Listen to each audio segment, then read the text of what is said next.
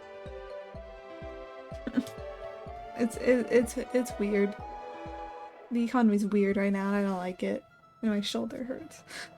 I need to just assume a better posture, I think. My posture right now is not good. Trying my best, okay.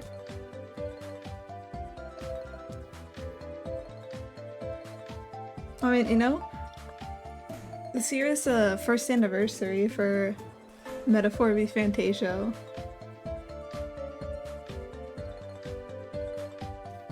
Cause it's a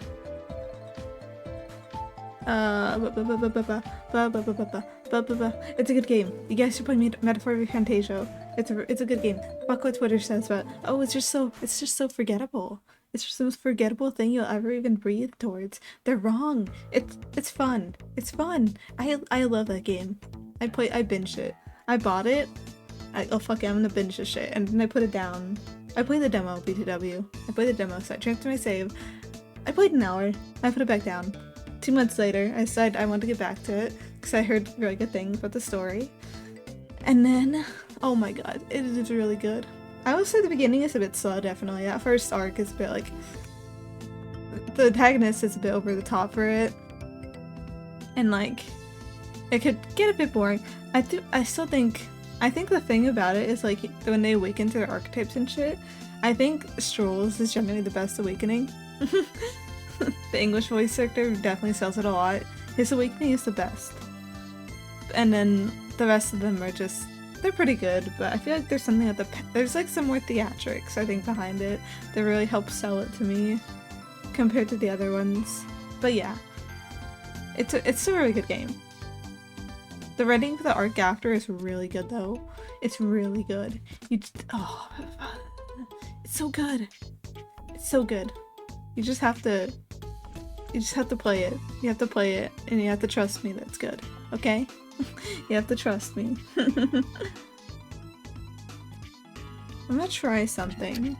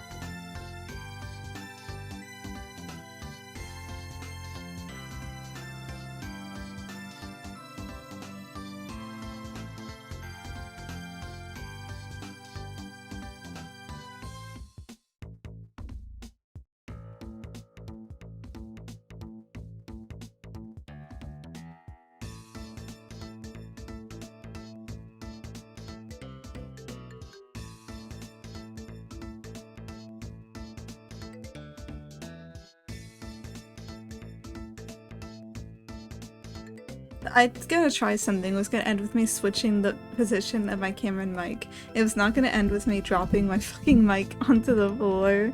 I'm so sorry about that. Oopsie. Okay, the setup's way better.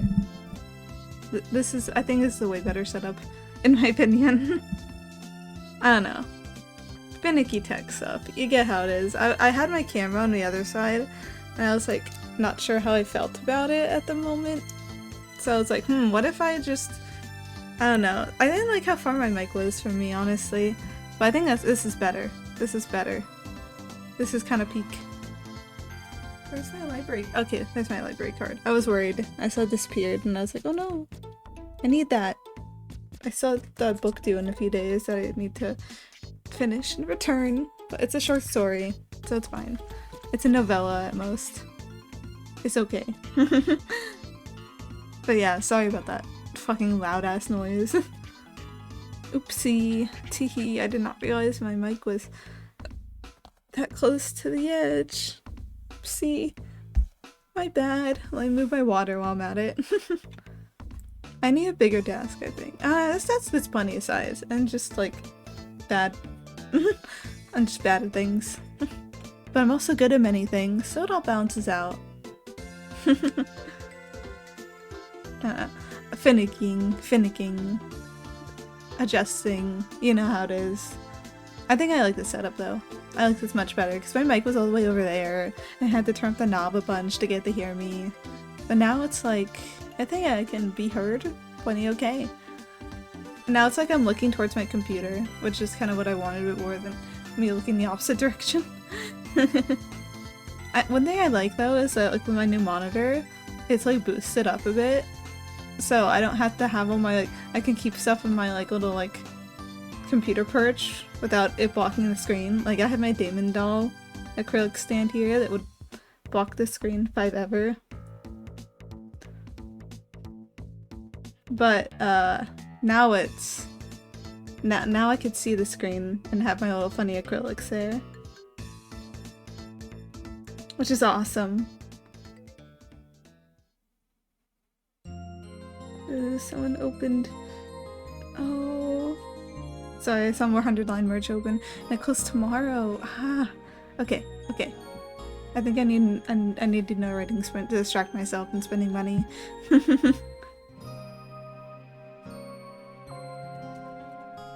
Let's see how much progress we make with this one, baby. Lock in, lock in, lock in.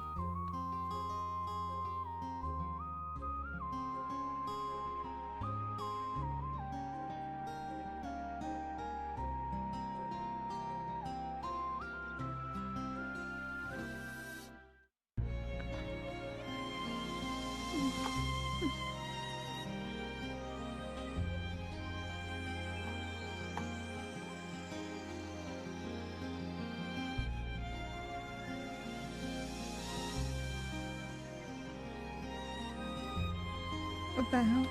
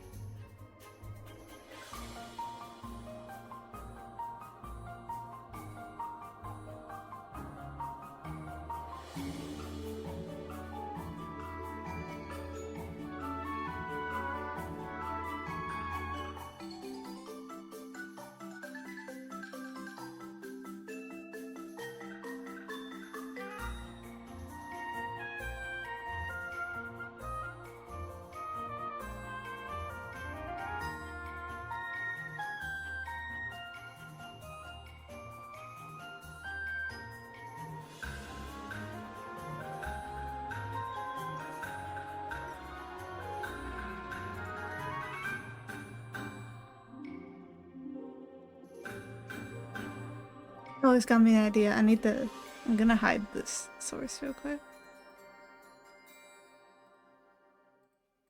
I'm gonna hide this real quick. I have an idea. I need to note this down.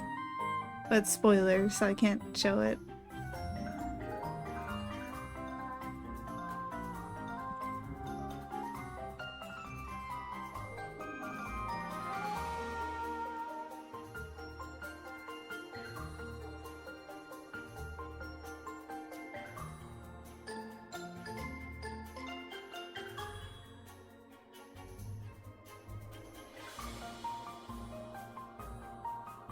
There we go. Yeah. Yeah. Yeah. We're back, baby. I mean, like it's okay.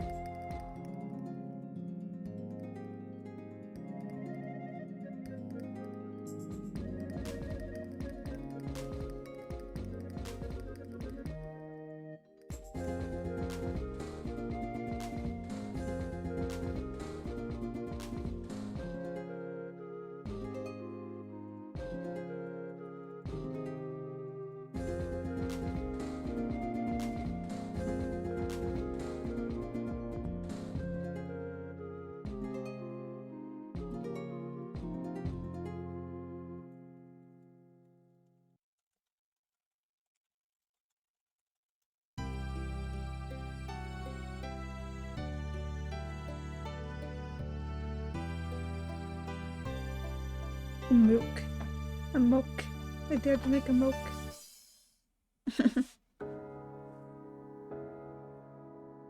Hmm.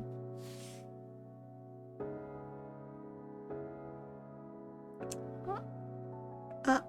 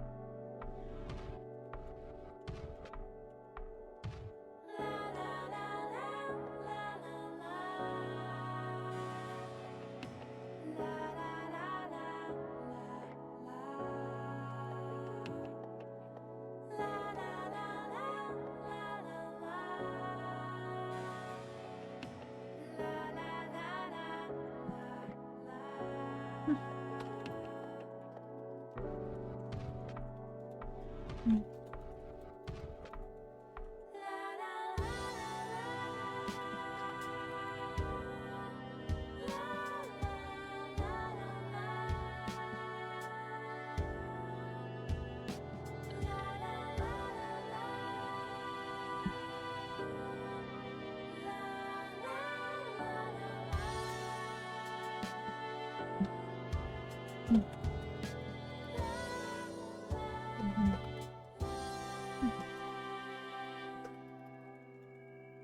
Mhm.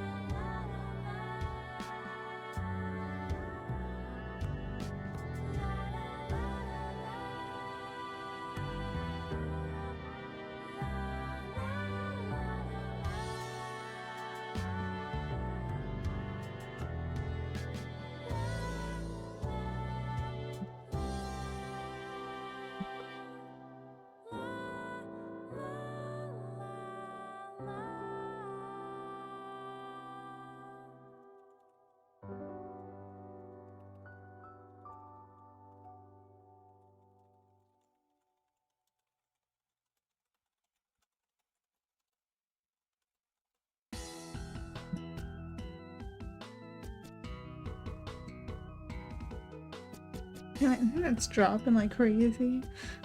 Oh no, it's better now. It healed. Yay! I like it when I can connect the things. Let's see. Typo spotted.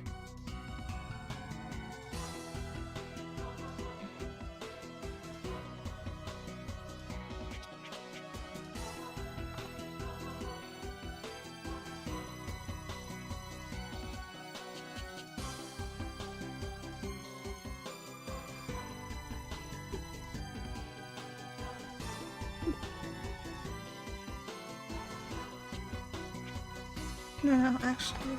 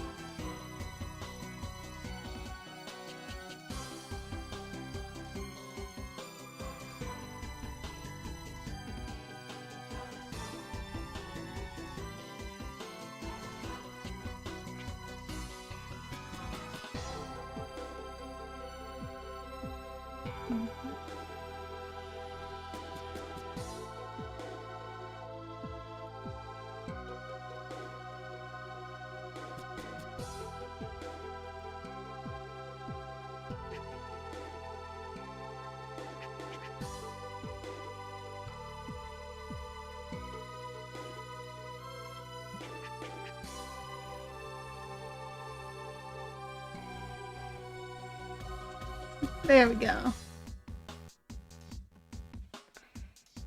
My heart feels stiff.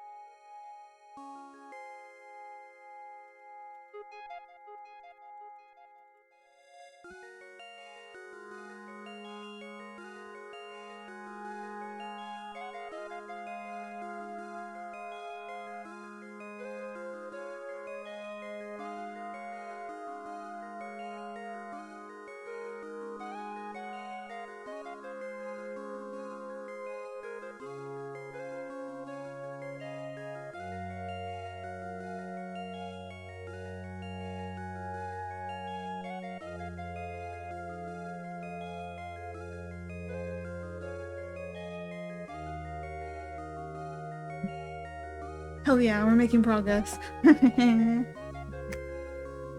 going places. I think this chapter is... It's a pretty early on, but I do like the amount of progress I've made so far. I feel like we're getting a nice conversation. I feel like this, and then one more side, and that'll be like the chapter 34, and maybe the next one could be just be like a... one document, everybody. Oh, sorry.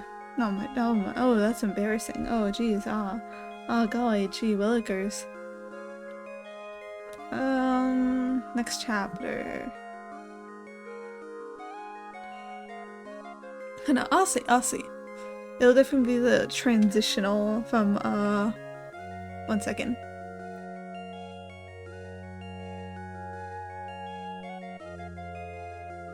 It'll definitely be the transitional from, like, the first part of Depart. We're not on that anymore. A Fake Sincerity the second, I think. That's what I have in mind. But as of now, I'd say we're making some... Oh, what the...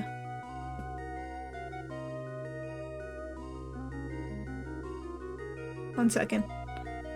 Okay.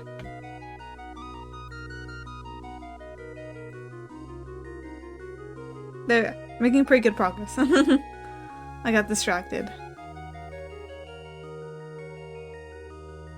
But let's see. It has been over an hour. It's crazy. I'm looking at this 100-line pre-order. That just there's this Twitter person I follow that does like merch drops, but they only do it for like a day.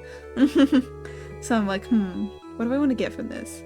Because I do have a few of the things I already have here. Do I have the Nozomi charm? Can we have another Nozomi charm is the question.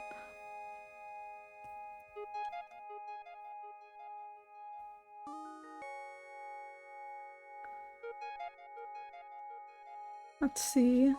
Probably open them in December after. Interesting.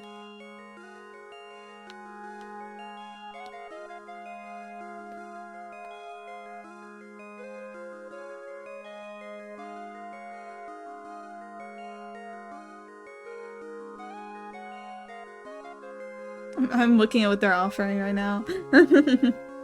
If you're wondering why I'm so silent and staring. Let's see. I already have their standee and like a few of their charms. I think I want to get the Nozomi. Maybe a couple of Nozomi charms. Dawumi. Maybe the band standee. We'll see. You know, actually, when I was looking at like the collab merch for 100 line, I gotta be real, I was not fucking with the band stuff. It looks really off to me. I think I only like Nozomi maybe and like the twins. But everyone else just looked like crazy off to me, I don't know. Especially Eito, I just think he looked butt ugly in that collab. But I really like him in the Butler collab. So I got some of that. You know what I'm really sad at missing out on? The Animate merch. That shit went out like fast. I saw the post when it went up and I hesitated, and I regret that every day of my life now. Because his merch sold out like instantly, and I heard that it's being scalped to high heavens now.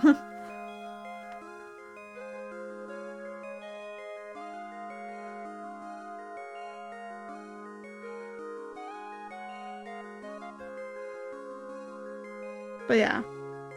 I'm hoping that they get more collabs soon, and I'm hoping that every character will have a chance to appear in a collab. Because I will buy the shit out of some Kurara collab merch. I'm really hoping here, but I'm also kind of worried that like it's mostly gonna be popular characters, especially after the poll. I don't know, Scoob. No, Scoob. I just don't want it to all only be like uber popular characters. Cause it's like, I don't know, I love Eito and I love who's else popular? Nozomi, Hirago, they're both popular. But I don't know, I want Kurara merch too, but she's not very popular and it kills me every day. Because I know that it's just gonna be more focus on the popular characters. I don't know, I'm trying not to think about it too much, you know, we're good, we're vibing, it's gonna... characters will get merged, it's okay, it's the way of the world, they'll make plushies for everybody, totally, 100%. But I don't know, man, sometimes the guy just thinks about it and it's like, fuck, my favorite character is so unpopular.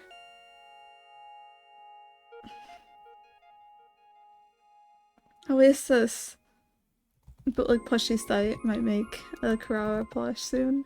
They're doing an interest check and I'm like, could you interest check faster?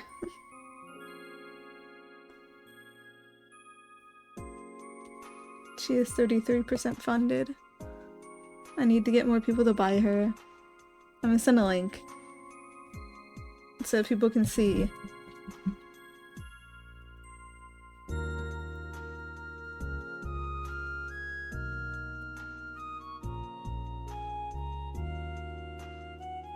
This is it. I'm gonna pin this. This is gonna be until the end of stream. Buy Karawa Suzuki plush for me so that they can produce her. She is an awesome character, and trust me, if you have not played 109, just buy it anyway, and then you'll love it. Trust, and you'll love her, and then you'll be like, I'm so glad I got the plush for her. It's already 33% funded. I feel like at that point that means like they gotta make like the design, right? Or do I have to wait? I don't know how this stuff works. I think it's just an interest check now, and then they do it again. Like, it's like makeshift, you know? They have to do it once. Like, if you're just doing a petition, and then they have to do it again. Except it's cheaper because they're using, like, the Chinese doll base. But yeah.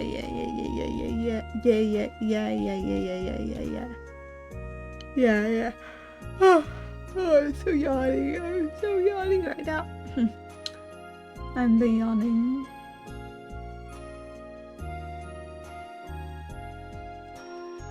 Yawning to the end of the world. Okay. I should do another sprint. My back is so icky. I'm just icky in general tonight, I think. I'm very sleepy. I don't know how long I'm gonna go on, Chief. I kind of wanted to finish at the end of the night, but I don't know. My brain is so foggy. You know, speaking of foggy things, I have YouTuber delusions. I mean, I already upload my like clips occasionally, and I want to do that more often. I want to learn how to caption them and stuff. I need to get my ass about that. But what was I gonna say? Okay, so I have YouTuber delusions, and what I want to do is make YouTube videos on writing and writing advice stuff. And I wrote a script once, and I haven't polished it at all. I stare at it sometimes like, ooh, I could polish you, but I don't, because I'm lazy. But it exists, and I want to. The first video idea I had in mind was a video about character writing, because I have opinions on character writing that I need to share with the world. Mostly like some idea, like how I go about it personally. Like, I with writing advice, I feel like it's better to just talk about how you do things and then hope that maybe inspires somebody. That's how I see it personally. I feel like just kind of presenting like what you know about writing is like some kind of like rules. It's just inevitably just gonna lead to people going like, well, no, I don't do that, and people love what I make. This author doesn't do that, and people love what I do, like that kind of thing. Because writing's very subjective. It's a very weird, subjective kind of thing. And we all have our different processes that work with us, and I think pushing a method is like the one way to do it is just, it's just not true. That's simply not true. Nuh-uh, don't say that. That kind of thing. But like, I wanted to put my method of like constructing a character out there into the world. I don't know though. It's scary. I have to learn the video edit better. That's definitely something I want to do. I have DaVinci Resolve, like the free version. And I definitely want to learn to use it more, but like, man. Editing is just hard, and it's scary, and I don't like it. So I think I definitely do want to do like a YouTube video though sometime. I don't know if I'm assuming I could just record it in here and then just like in OBS and then kind of just edit the footage and such. I don't know.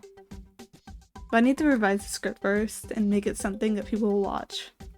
And then I want to do another script inspired by my rage I have at AI writing programs about plotting, because I see so many people that have like these misconceptions about like certain aspects of like storytelling, like how to connect the plot beats together, like in transitional scenes and such.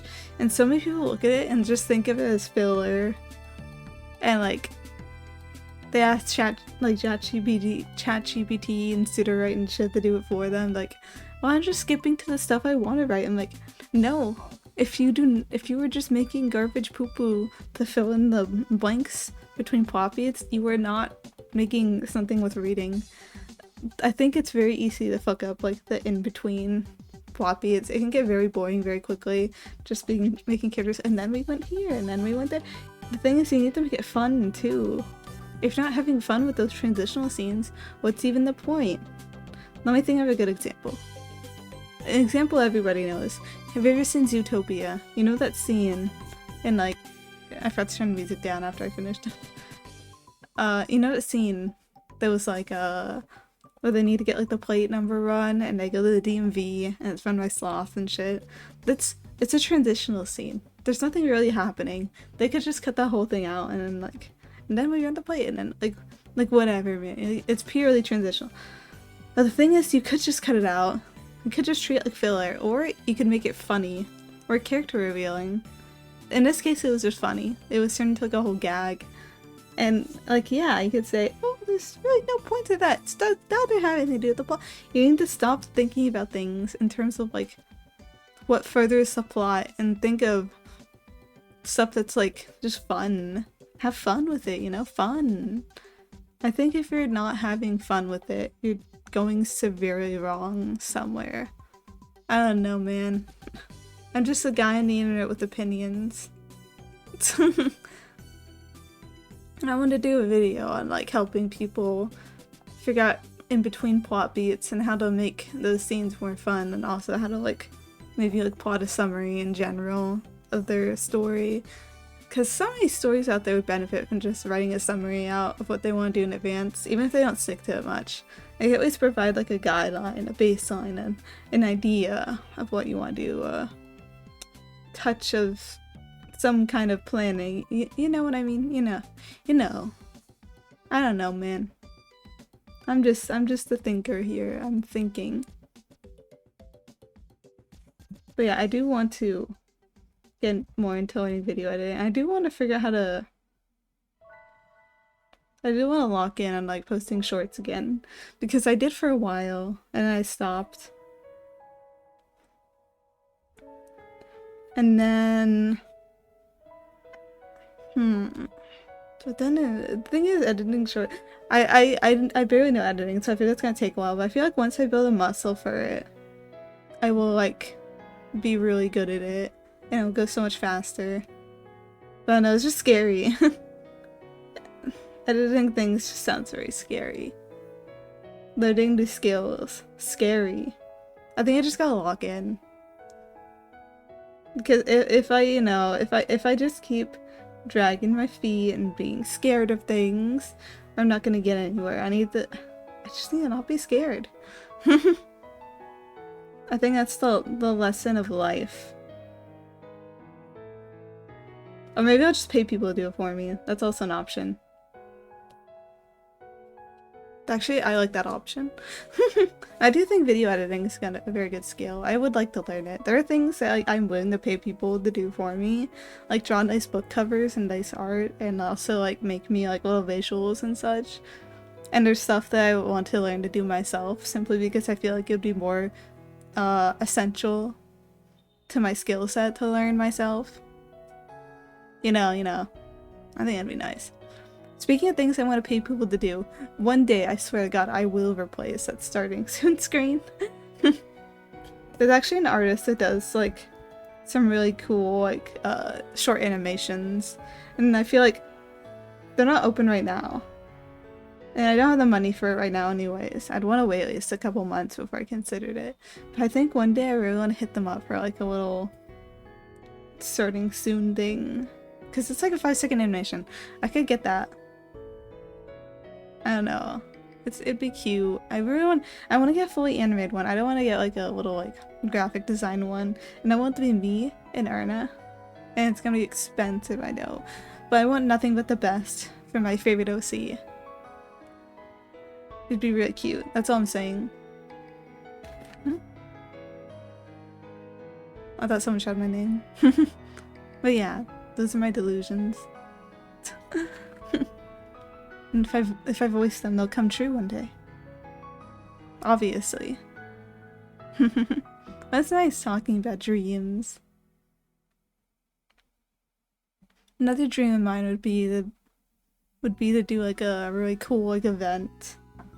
I've done a little bit of research into let's say OBS scene stuff, and there's some stuff I would really like to do for I'm not sure if I like a what would I call it? Not really like a debut, but like a lore stream where I do lore things. Cause I've always wanted to do one of those because I do have lore. I do have a past that I would like to share, but I want to find a good way to do it, you know? My way to do it is I want to make a browser visual novel, combining my web dev skills, my little web dev visual novel writing skills, but I don't know. I have ideas. I don't know what will happen. Originally, I remember I wanted to do something at the end of this year, but I kind of forgot. Like, haiku, look-key, you can probably tell. And also, I'm not about like that. Like, I don't know. I feel like I'm not like cool enough to do a big hype thing, you know. I don't have clout. I'm just a guy on the internet who writes things. I have like my oomphs are just people who read my fanfiction and people who support me in my original endeavors, my friends, and that's kind of it. And that's cozy, that's comfortable, that's simple, that's easy. I like that. Who knows, maybe you'll even have readers one day. I mentioned wanting to cross-post AO3 at one point. I've also been thinking, cause I used to use a mailing service that I stopped using. And I was thinking of switching to Proton Mail instead, because I like how it looks better. But then I got the idea, what if I made like a Patreon? I know Coffee has memberships, but I don't think people really use that that much. I thought it'd be nice to like maybe have that offer like a monthly newsletter to subscribers, and then offer like previews. I could offer more, but that's all that I'm scared of offering more, because if I offer to make things for people, I will overextend myself fast, I think. So I think what I'm gonna do is just keep it simple, maybe add something if I want to. I could always put things on the shelf if it becomes too much for me, I guess, but I'd feel bad. I feel like I'm lying to people, you know? I don't want to do that. So I think what I'm going to do is maybe do Patreon? Maybe? I don't know. Would people pay me for Listaria is a question? I don't know. I've never asked them. I never asked the people. And actually, one thing I really want to get better at is like self-advertising. I am pitifully bad at it. It's like pulling teeth to get me to talk about my OCs, I feel like, and I don't want it to be that. I want to be one of those loud and proud people, so one thing I want to do more is definitely talk more about my OCs. I'm going to manifest so many words about them, and it's gonna be pretty awesome. But I feel like I want to doodle them. I want to get better at art so I could doodle them more. I was actually doing some arting last night. I don't know. I need to lock in on learning. I actually drew a hand last night. It wouldn't look great, but it didn't look that bad either. As bad as I'm used to it looking. So I definitely want to keep that up on that progress, you know? Because if I can make nice little visuals, my OCs, maybe people will be like, well, I want to know about those OCs. And I'm just like, oh, do I got the web novel for you, bucko? I can also commission people. I do actually, for Maid Day next year, which is in 7 months, but you can never be too prepared. I I want to commission a stupid little comic of Dory and Sharia together, where Dory's like posing on the ground with like a little cake on his face, looking all embarrassed, and then it cuts to like a panel, like Sharia taking the photos of him, and he's like, "Okay, make sure to get my good side." From the full, something stupid, where it looks like he's like all embarrassed, but in reality he's just faking it for the clout. In a maid dress, it would be so funny. It's something they would do. So yeah, I'm gonna do that at some point. Watch out. I need to get more silly commissions and my OC is doing things. It would be awesome. I love my OCs. Actually, I think the main reason I haven't been getting commissions to them lately is simply because I've been spending on 100 line and stuff.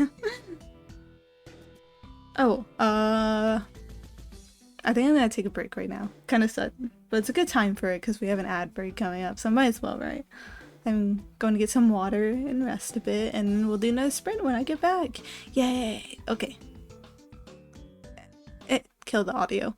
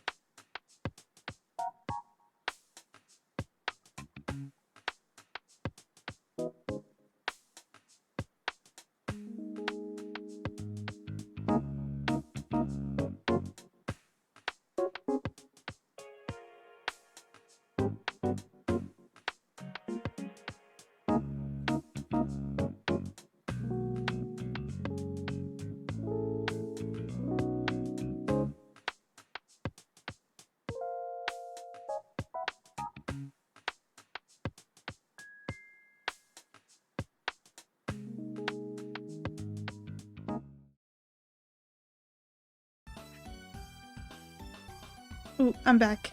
Yay. I had to run to go take my break real quick. But we're back. What was I talking about before? I was talking about my OCs more. Yeah, true. I actually have Tumblr posts that I put my OCs heads on.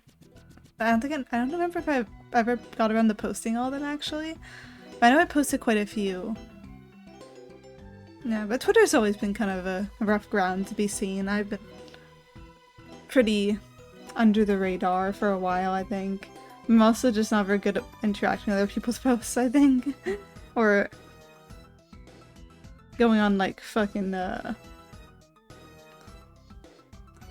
like a Discord and stuff. I'm in quite a few Discord servers for VTubers, but I'm always really bad at actually posting in them. I know, man, it's just hard.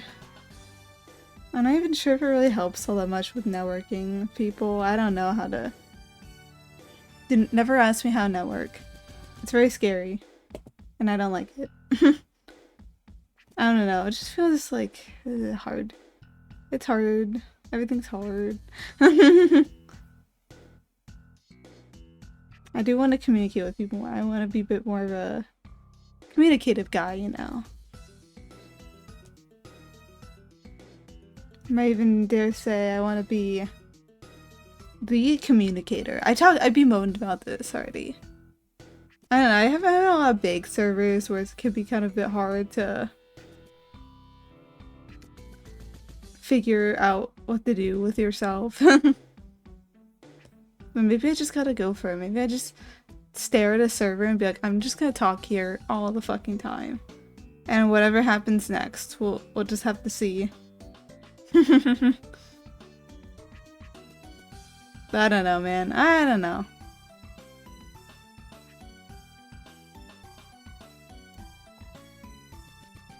Talking is hard. I think I just need to respond to people's DMs. That's the first solution to all this. Remembering to respond to DMs. Right. We should do another sprint, I say. Because I'm running out of things. I'm keeping distracted. I need to lock in. I need to lock the fuck in. And it's gonna happen right now. I like this song. I love the Wilfrey motive. I now associate with Erna di Belmonte. After looking at this character I never cared about before, like, this is just my OC, Erna. This is just my OC, Erna. And you know, we love that for her. Look at her, she's cool. She stands the fuck up. And she's also pooping over there. And she stands up again. And she's the plushie over there. I have so many PNGs here. I need to add more. I need to be like buried in PNGs here. I need to bury myself in them. Like you know, in like Sensuki, you have like the room with all the merch. This is it. This is a mental illness, live and on camera. It's inescapable, truly. You can never look away. This is just your life now. We are all one with the PNG pile. This is how I will be buried in soon. I didn't mean to word it like that. I meant like soon, far off. I mean, of course. Help. Okay, seriously. It will be soon if I sure as hell don't take care of this shoulder that I should not be leaning forward like this. Oh my god. Let me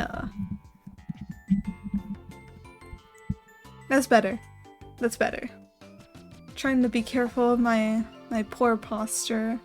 I want to live a long and happy, injury-free life. But yeah, it's time. Another sprint. Let's go. 15 minutes of work. Lock in. Lock in. Lock in. If you're not locked in, you better be locked in right now or else. In the damn building.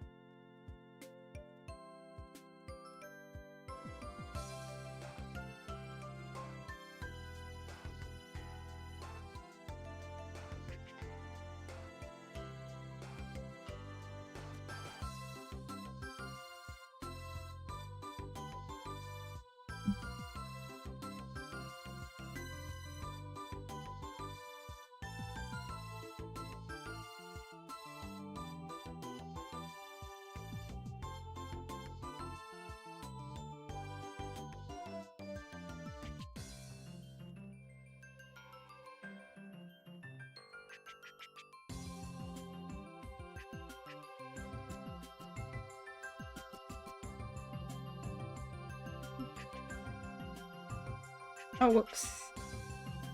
Closer.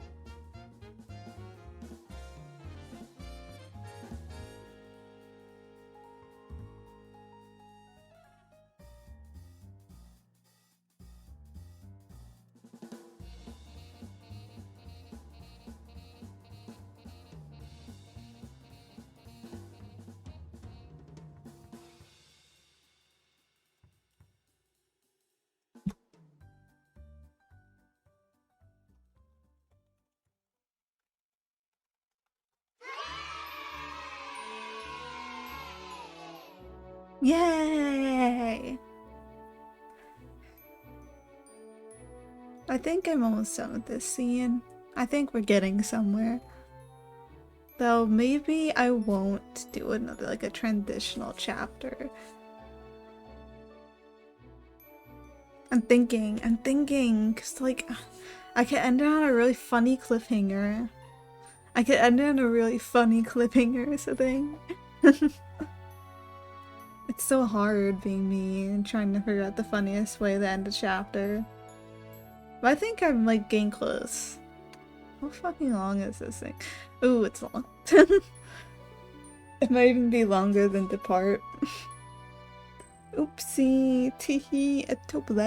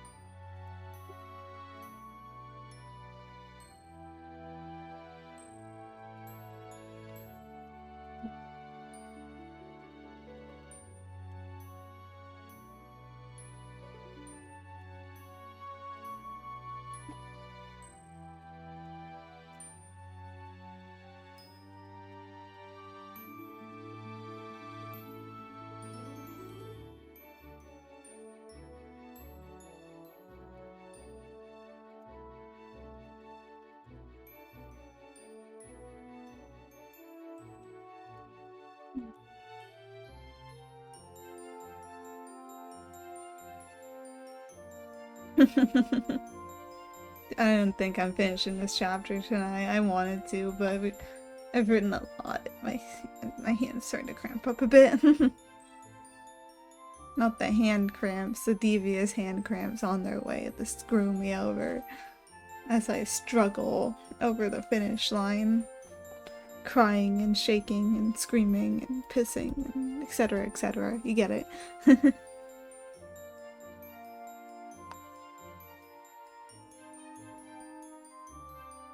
Hands get tired.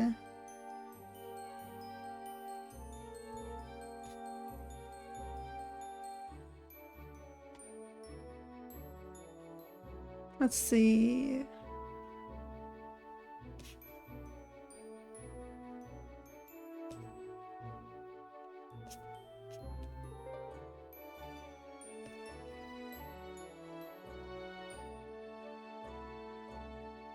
Trying to think of something funny.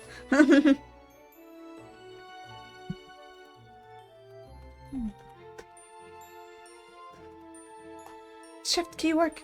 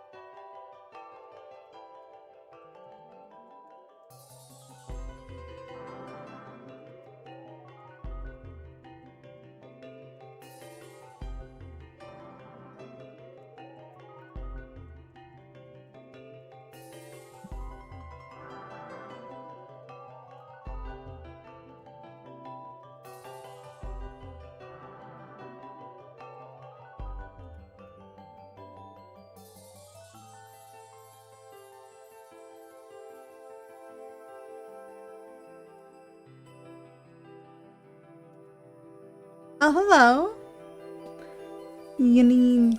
What's up? How's it going? How's your night going? Tell me, I'm curious. You were said hello, so now I am harassing you. The vibe for tonight. Very quiet and sleepy it feels. You know, quiet and sleepy is a mood sometimes. So it's healing on its own.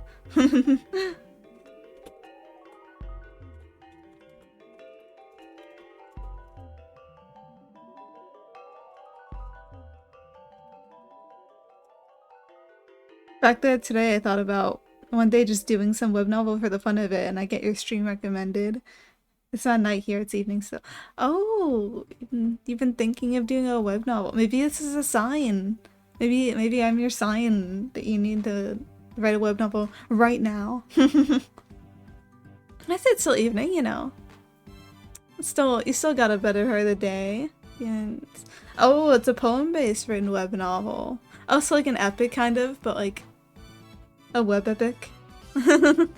That's cool. That's really cool. I don't see much stuff like that. I'm much more a poet. Poets are powerful. Poets are scary to me. I'm not good at poetry myself. I respect people who can do it because it's hard. I wrote many poems, but never an actual chapter. Well, you know, you could start small. You could do like a little short story in a poem form, feel it out, build your way up. Or I encourage you to just jump right into. I could test my poet skill right now. You could. You could show me some of your poetry. I'd be interested. I want to see. You must show me. I'm insisting. Something prompt. A prompt? I guess there's a easy like nature. You could do a fall poem. Seasons are always a nice thing to write about. So many feelings. The fallen leaves, the crisp cold air, the harvest, all that kind of stuff. That is my challenge to you.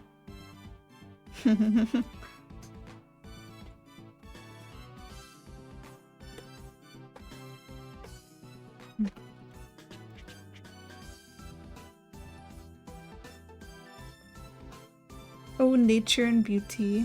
Greens of grass and breeze of chilling wind. Keep going. I like it.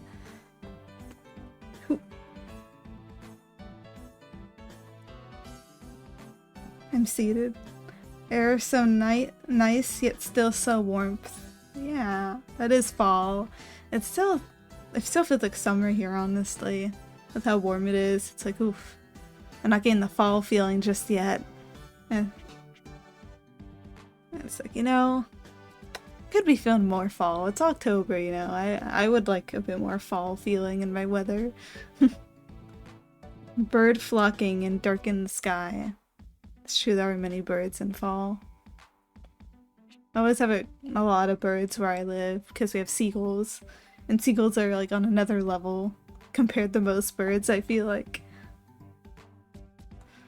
They have so much going on. A flock so big, as if the cloud itself. Oh yeah, I like that, you know. Drawing an image of a kind of a cloudy day to like the bird-filled day. That kind of connection there. I like that. You're cooking.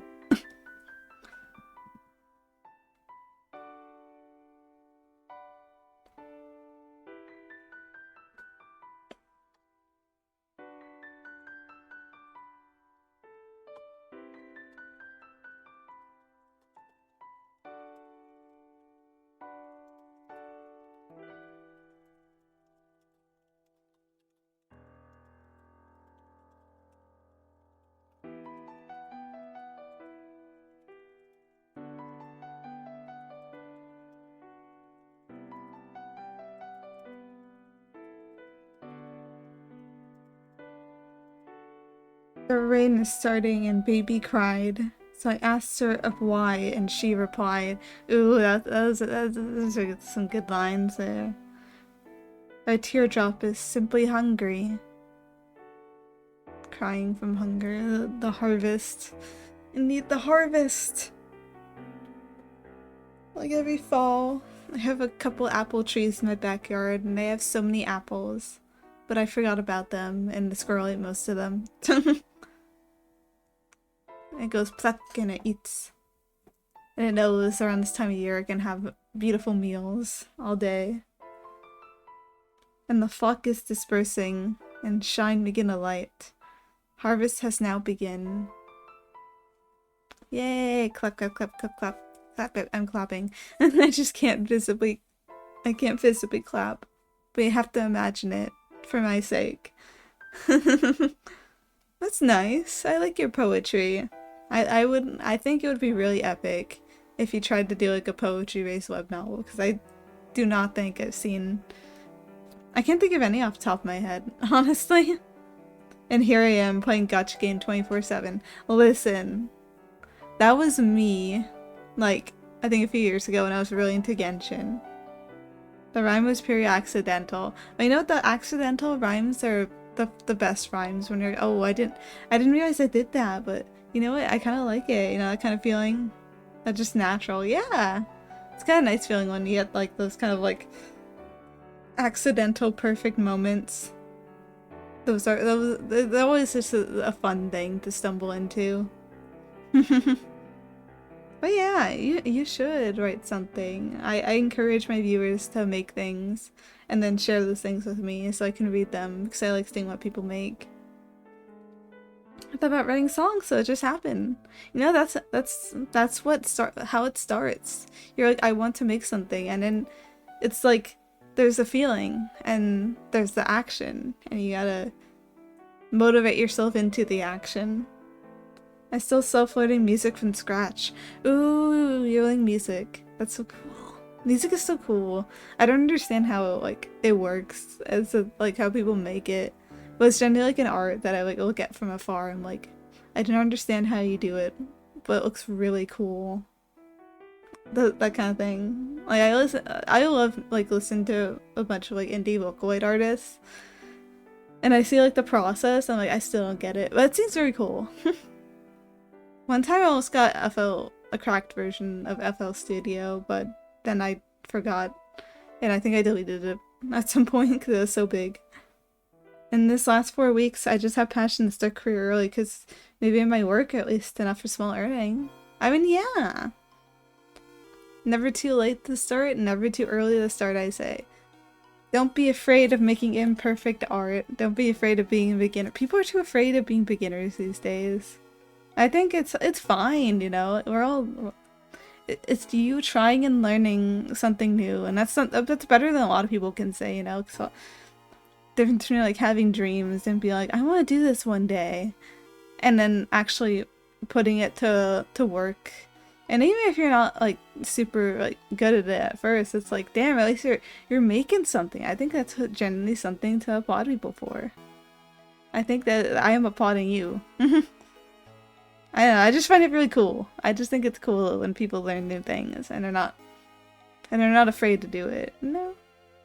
For me, I see it as being scared to be beginner in their teaching.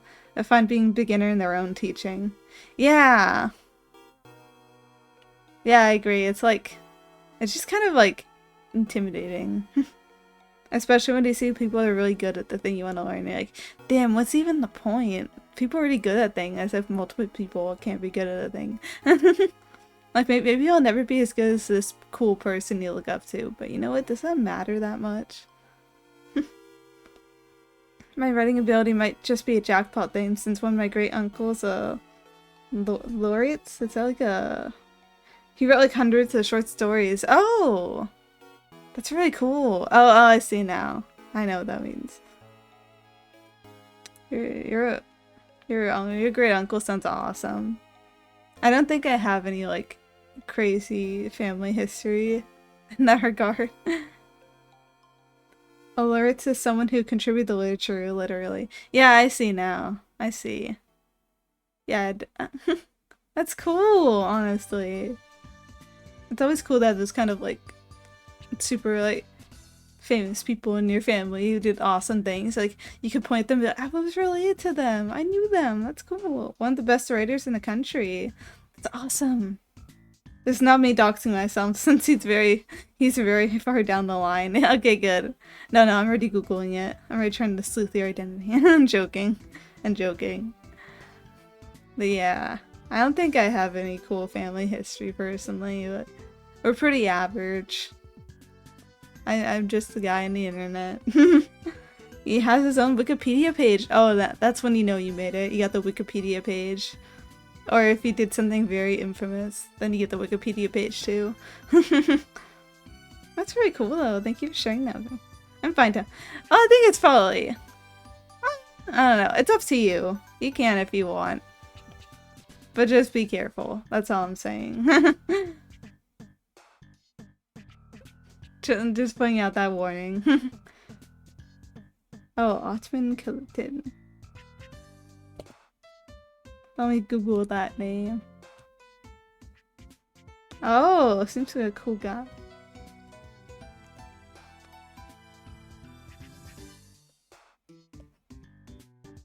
Oh, this is a long Wikipedia page. That's cool. Thank you for sharing this with me.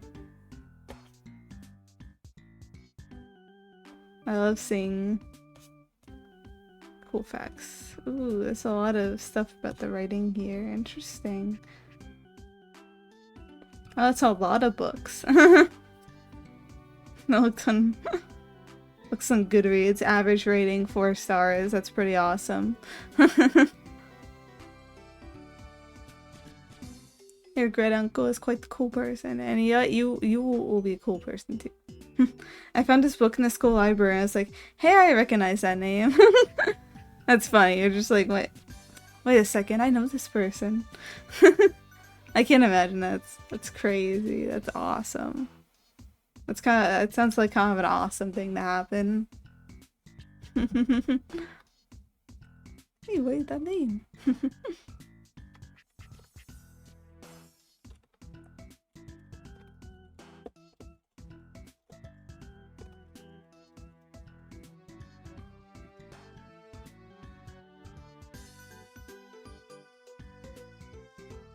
I just realized they lived a very long life. Ooh.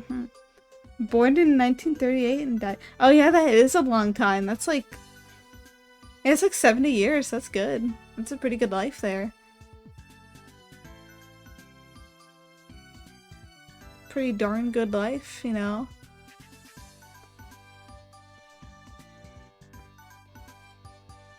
I want to live to be... I don't know.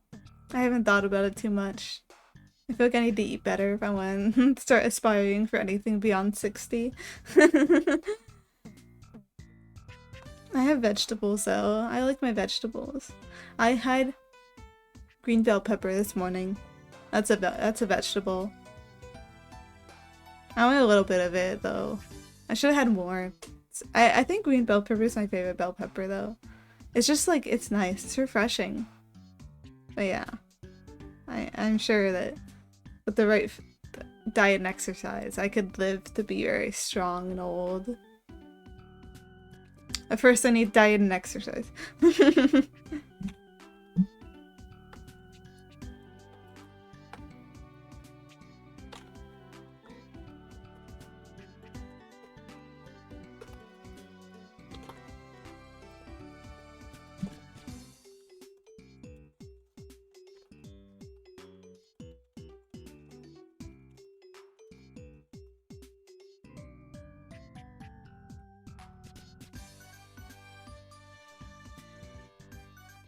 And somehow he's younger than his niece-in-law because she's still alive today. Oh, damn. I know it because she's my dad's eldest sibling and she's from the 20s. Oh, she's still alive. Yeah, she's like... Damn, that's old. That's crazy. That's like a whole different, like, era of, like, the world. Everything's so different now. I can't imagine being alive in 1920s and then just being alive in the modern day. Genuinely, it sounds like such a fascinating life to like experience. I don't know, it makes me think about the future and be like, man, when I'm like 50 or 60, wherever, like, how am I gonna look back on the past? How am I gonna look back on this moment right now? Like, the house is still a giant wooden house. Ooh. House with history. I love houses with history. I like big houses in general. Both house and land is still wooden, only a stone and brick supports. Damn. Yeah, it's old. And it's still standing. Yeah.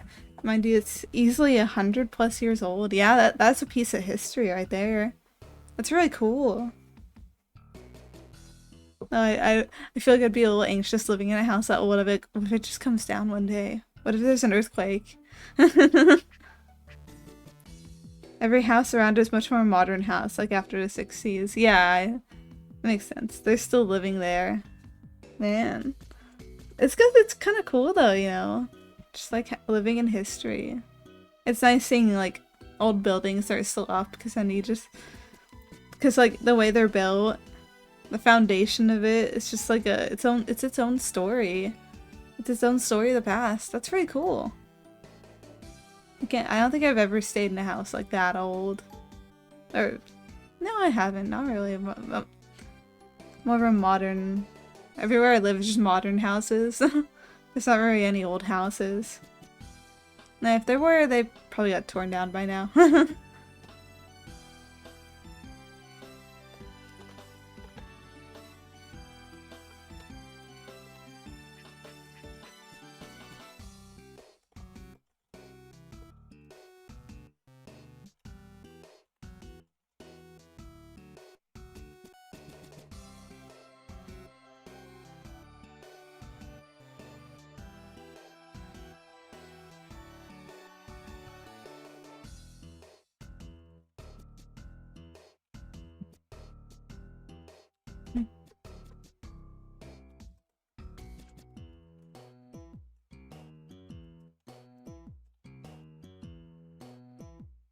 My mom's side of grandparents' house, it's a 2 stories wooden house, and I'm scared going upstairs because the way the stairs are made, where you could see down there and you could feel stepping.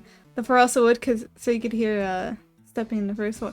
Oh yeah, it's that old. I imagine it's probably like very squeaky, very creaky. Yeah, I'd be scared going up the stairs too, honestly. I'm not used to going upstairs in a house, so I'd probably fall over or something. One thing I realized is both my mom and dad's side have still a very long surviving thing. Oh, you got really old relatives? I don't think any of my relatives are that old, honestly. I don't know for sure. I haven't checked. I'm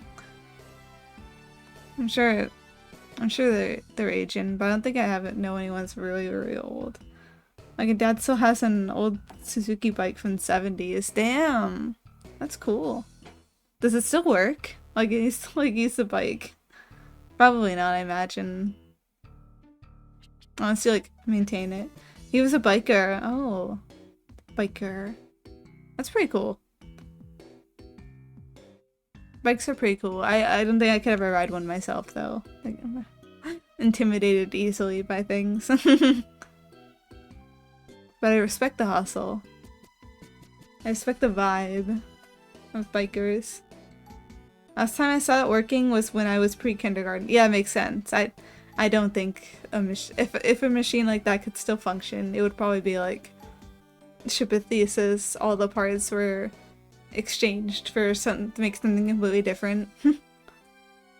Data 4, since I still remember memories from those ages. Damn, I remember stuff from when I was like maybe like 4 at the earliest, like mostly scary things, but I think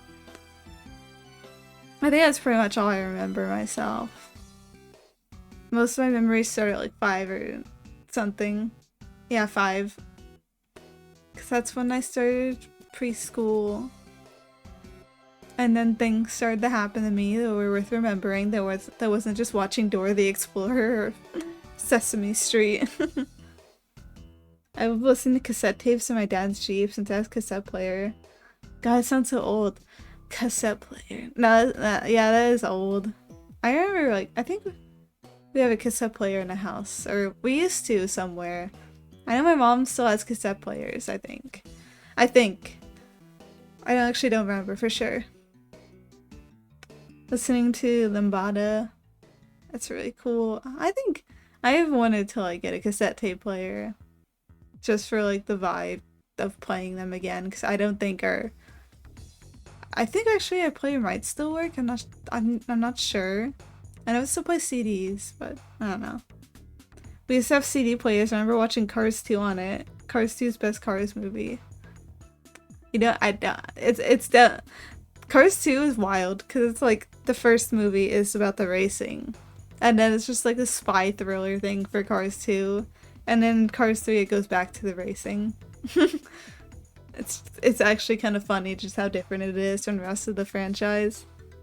And I remember having those like DVD players though. They would like you have the little screen on it, and they would put the DVD in, and it would play a movie. I remember like on like long car trips, my parents would pack one of those and like bounce it on like the seat thing, and me and my sister would just be like, oh, movies, and we'd take movies to watch. And if we forgot to take movies, we'd be very sad. Cars 2 is like the meme. Racing, a literal death on screen and terrible crime. Racing. Yeah. Yeah. That's Cars 2. Cars.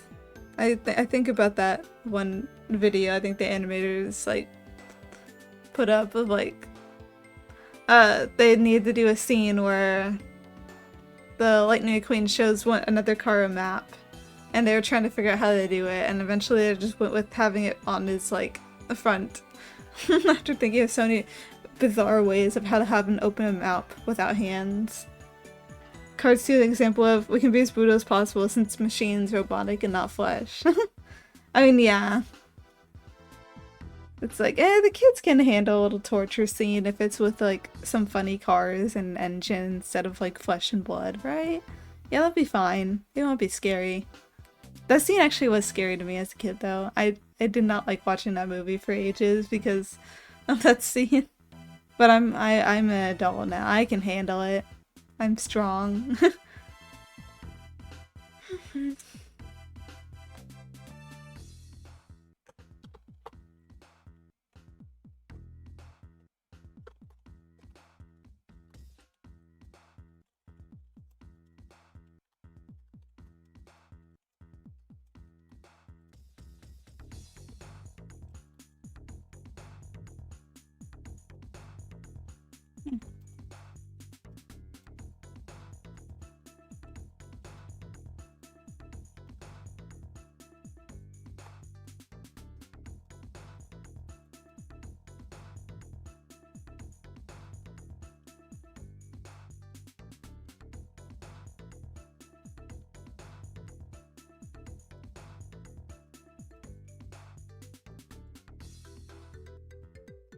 And kindergarten kids can watch it, duh. Literally Optimus killing Megatron in Transformer 3. Literally, yeah.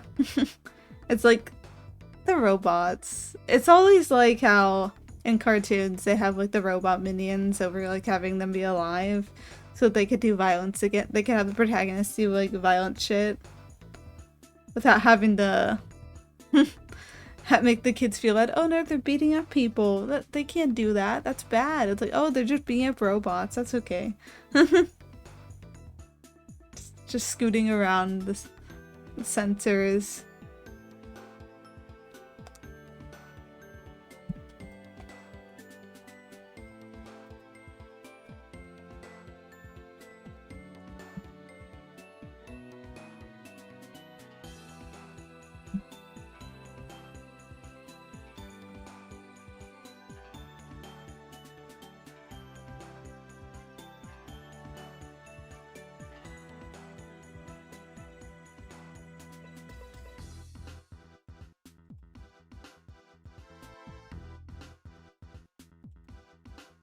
Someone's seen Batman animated where ruthlessly kills a raw assassin since they're not human or exactly flesh. It doesn't count as killing.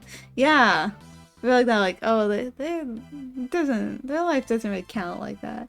Here, it punches the robot's head off. Like, oh my god. Yeah, at the end of the day, it's like situation like, well, we don't really have robots like this in real life, so it's easier for us to show the kids without censorship potentially shutting it down. Like, you know, the what's it called again?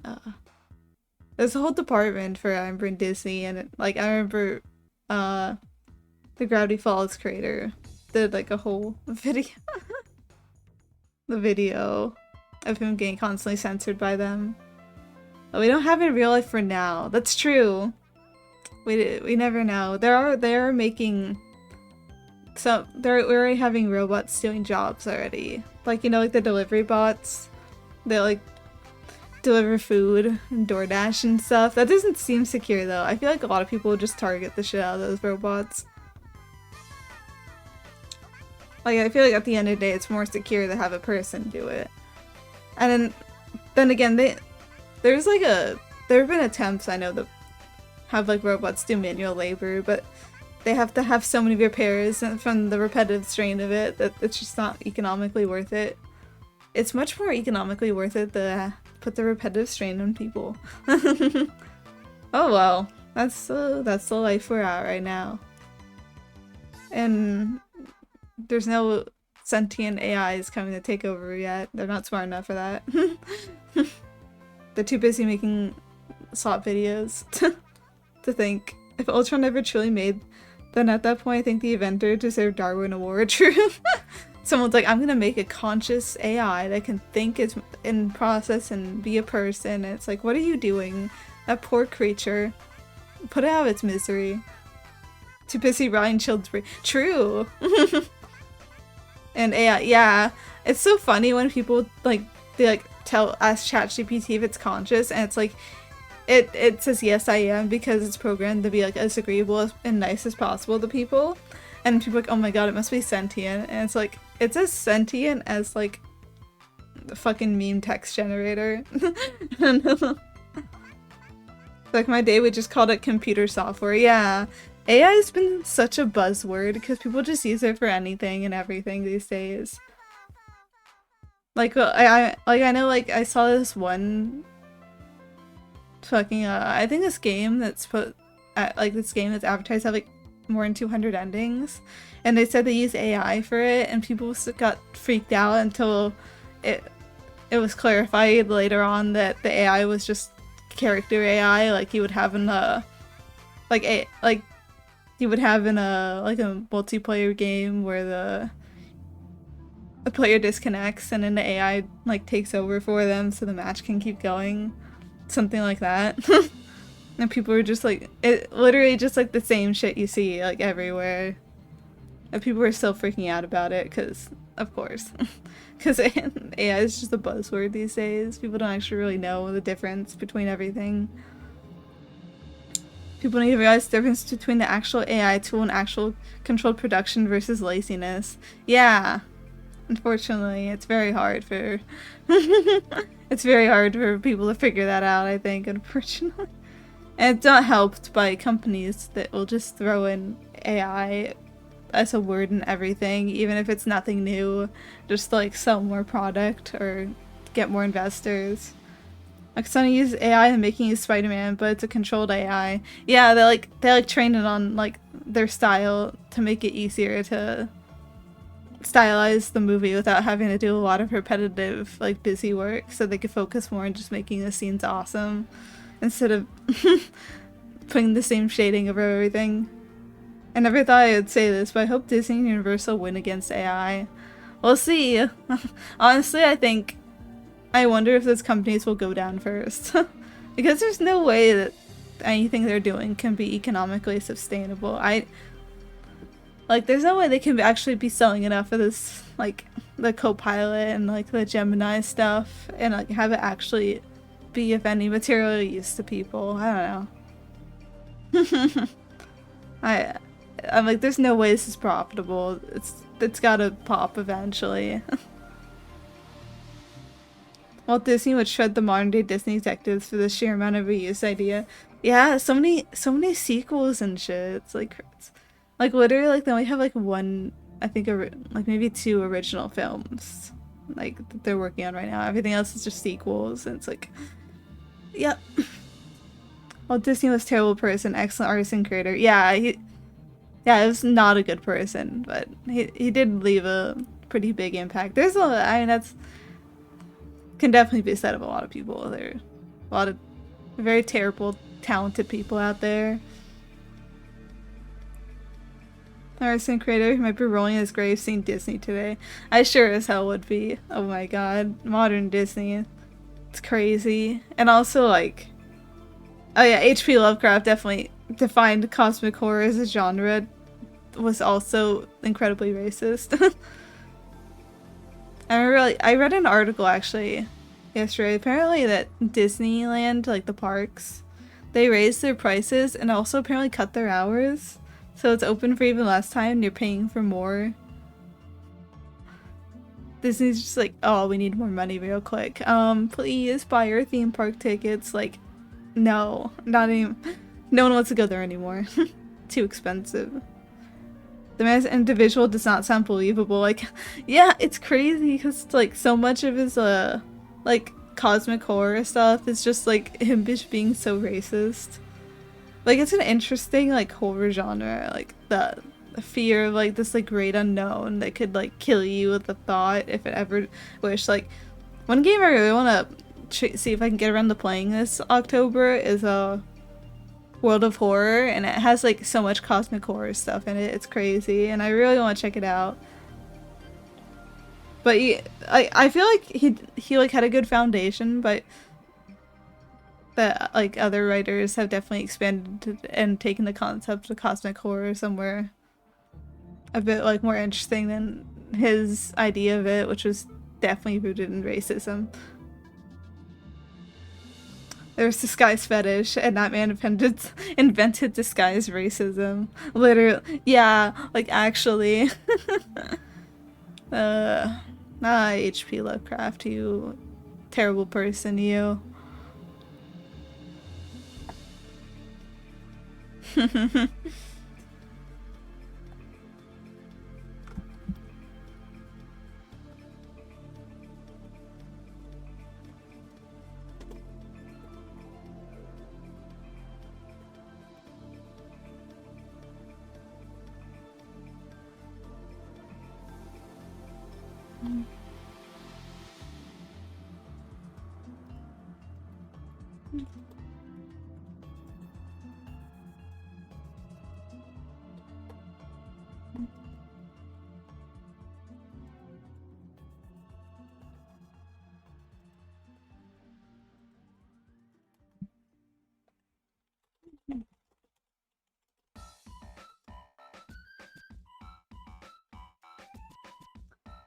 So some argument mainly about Tolkien depictions, since people that wrote Elf in the movie were Mongolian based, and I think he was just product of his time. Yeah, it definitely... Lord of the Rings stuff is generally just very much a product of its time. It provided a lot of foundation to the fantasy genre, while also providing a lot of not great foundation to the fantasy genre. I think it's something that we can all definitely agree on. Tolkien was easily accidental since he was born before the 1900s. Like, the thing he wrote is rather very tame. It's not like he made it on purpose. Yeah, I think, like, in his case, it's like there's some very unfortunate implications in his work. But overall, I think it's something that you could definitely be like, yeah, I like his work and I like him as an author without, like, being like, he actually sucked. Like, he is still... It's complicated. He probably thought, oh, the Mongolian horde. Separate the creator from the work. Yeah.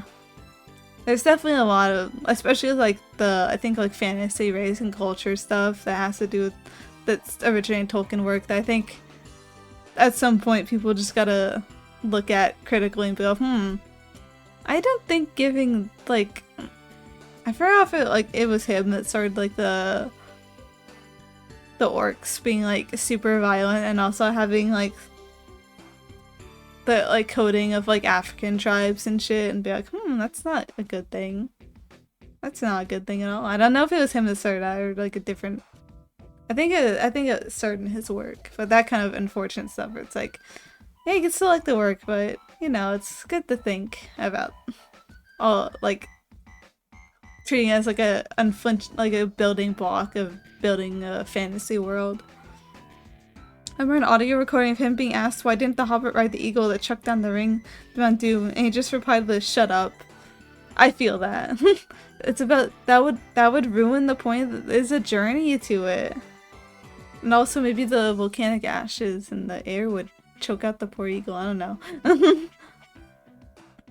I guess it's kind of like that, why didn't they just do this logical thing instead of this other thing? It's one of the, like a lot of story decisions that can be like, you gotta solve this way, instead of doing it the very long, complicated way you did it. And it's like, that's true, but sometimes the other way is cooler. Sometimes you just have to go with the rule of cool. And the actual inner reason is because Sauron literally has wyverns that are much bigger and much more ferocious than eagle.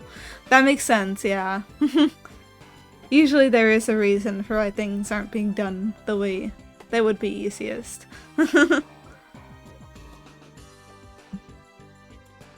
at some point you just gotta go, maybe them going on a long journey is cooler than them breeding a even more violent eagle to tear apart the wyverns. Or something like that.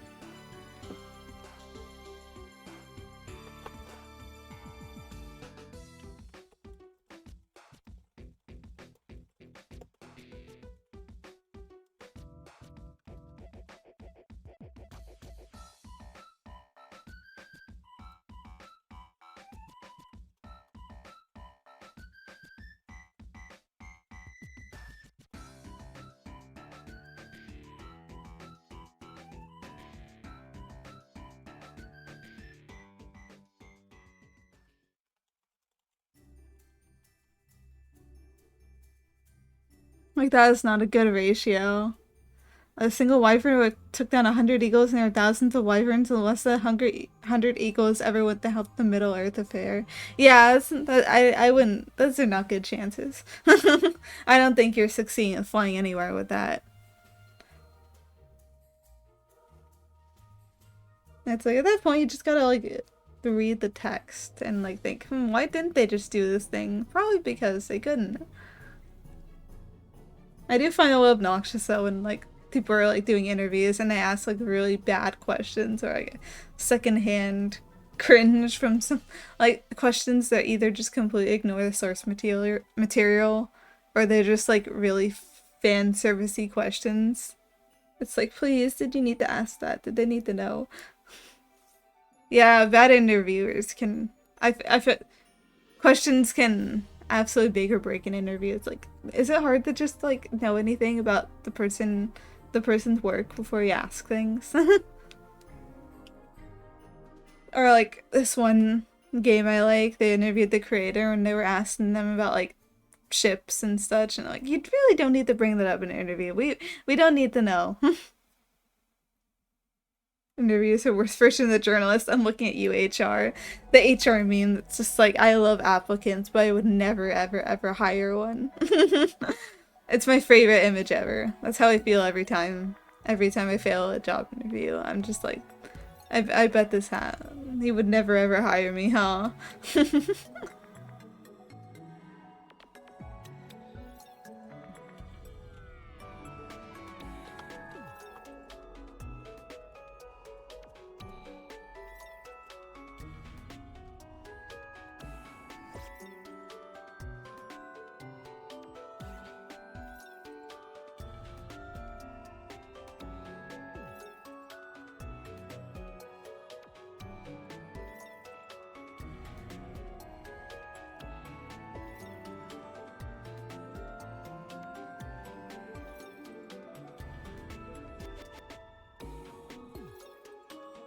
For somebody's self-employed career become a thing. Yeah, at some point it's just that another me. It's like I flopped so hard at job interviews that I just started to pursue my dream instead. Job market so bad, I decided I would do what my heart desired instead of trying to find a job. I have a job now. It's not a great job, but it's a job. But interviews do not ever really go well for me, so I'm like, I'm here now. You know, employer being a nepo baby. Yeah, there's a lot of nepotism out there. Just like, from what I've generally heard from the grapevine, if you want to get a job, you just have to have connections at this point. Because most hiring is usually through referral or internal these days. I didn't get born to a rich royal family. Me too, man. I could have like money and like, okay, here's your entire future set for you. I'm just like, oh hell yeah. I can't wait to follow my heart's passion immediately. Your country has 9 royal families? That's a lot. Yeah, I just want to born like millionaire parents who spoil me every day. I'm joking. I love my parents. They're very good. Wouldn't want anything else. It's funny since they tune in with time. I just saw one of the prince posts on his Instagram. Can't get all the money in the world, a royal family, and he's still posting on social media. That's very scary. If I had a bunch of money and I was born rich, I would not touch social media ever. Why is he posting a photo of the premium coffee he's drinking? Because all the money in the world can't possibly buy attention. I guess that's pay people to like to post.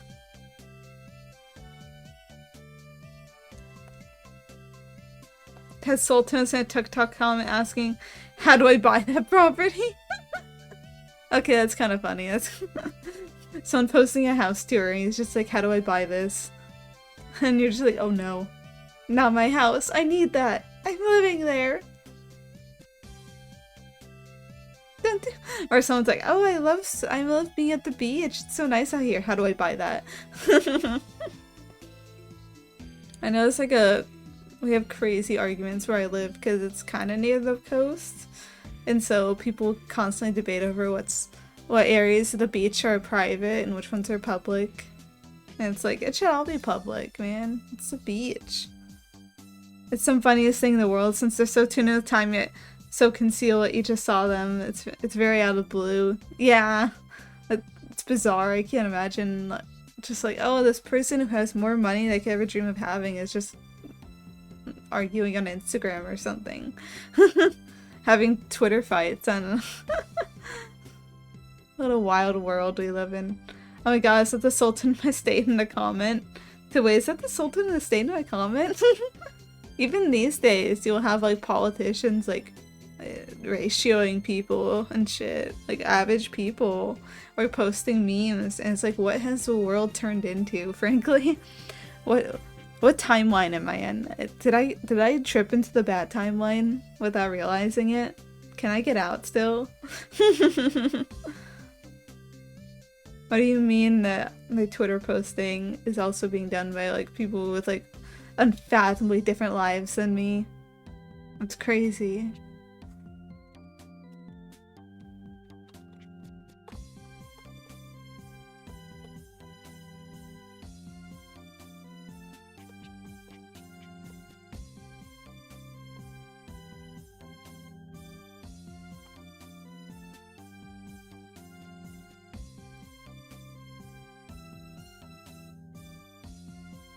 Our oldest former prime minister just hit his 100th birthday, as stays on Twitter.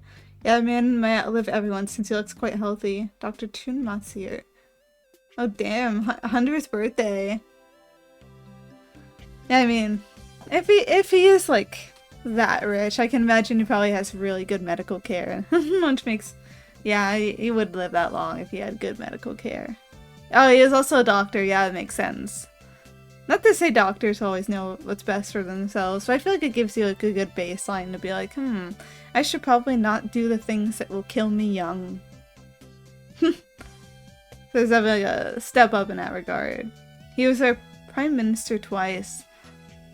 Damn. And he's still out there. The guy might outlive a lot of us. He won't outlive me though. Totally not. I'm gonna make it my mission. He's not gonna outlive me. We all need goals to aspire to.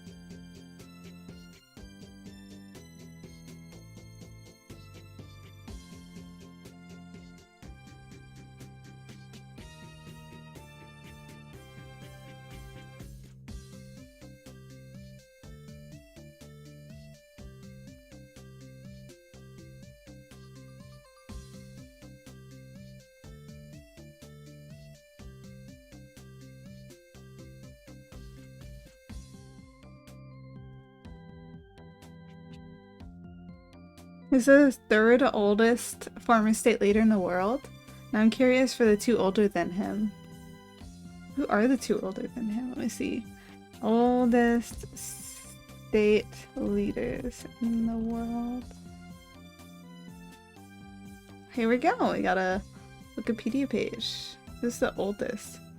A guy in Ecuador. Who's apparently 101 years old. And then we have a prime minister from Japan. And there we go. There he is.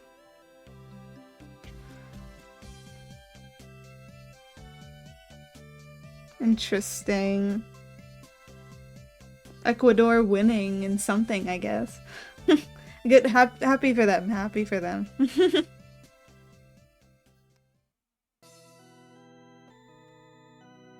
And then we have Afghanistan fourth. And then you have Senegal. I don't know where that is. Oh, it's in West Africa. Lithuania, Yugoslavia, North Korea, Bahamas, Hungary, China, oh, so many countries. They're all born so close. Yeah, their birthdays are pretty close. Because my oldest aunt, the same one, also born 20s. Like, huh? These are the things that are crazy to think about. Like, damn, why are the ones born in 20s live so long? You know, that's a good question. Maybe it's like the modern, they don't have as much microplastics as we do. I don't know. I feel like they probably have the same amount of microplastics. I don't know. At this point in time. Or maybe the microplastics don't get them until way later. Yummy. Plastic. I don't know. There's probably gonna be something in like the next like decade or so about how processed food is not, it's kind of slowly killing us, but we'll see. We get there. Thank you. Microplastic is one of the 3 jokes I know. And I steal expired sodas from work a lot. I say steal as if they're not gonna go to the garbage anyways. But I take them and I'm just like, you know, I read an article once saying that it's not good that I drink expired soda because it has microplastics in it, and I drink it anyway. Microchip. Getting the microplastics and the microchips. Everything micro is now in my blood, and we will see what I become. They want to put microchips in me. They have to take me alive.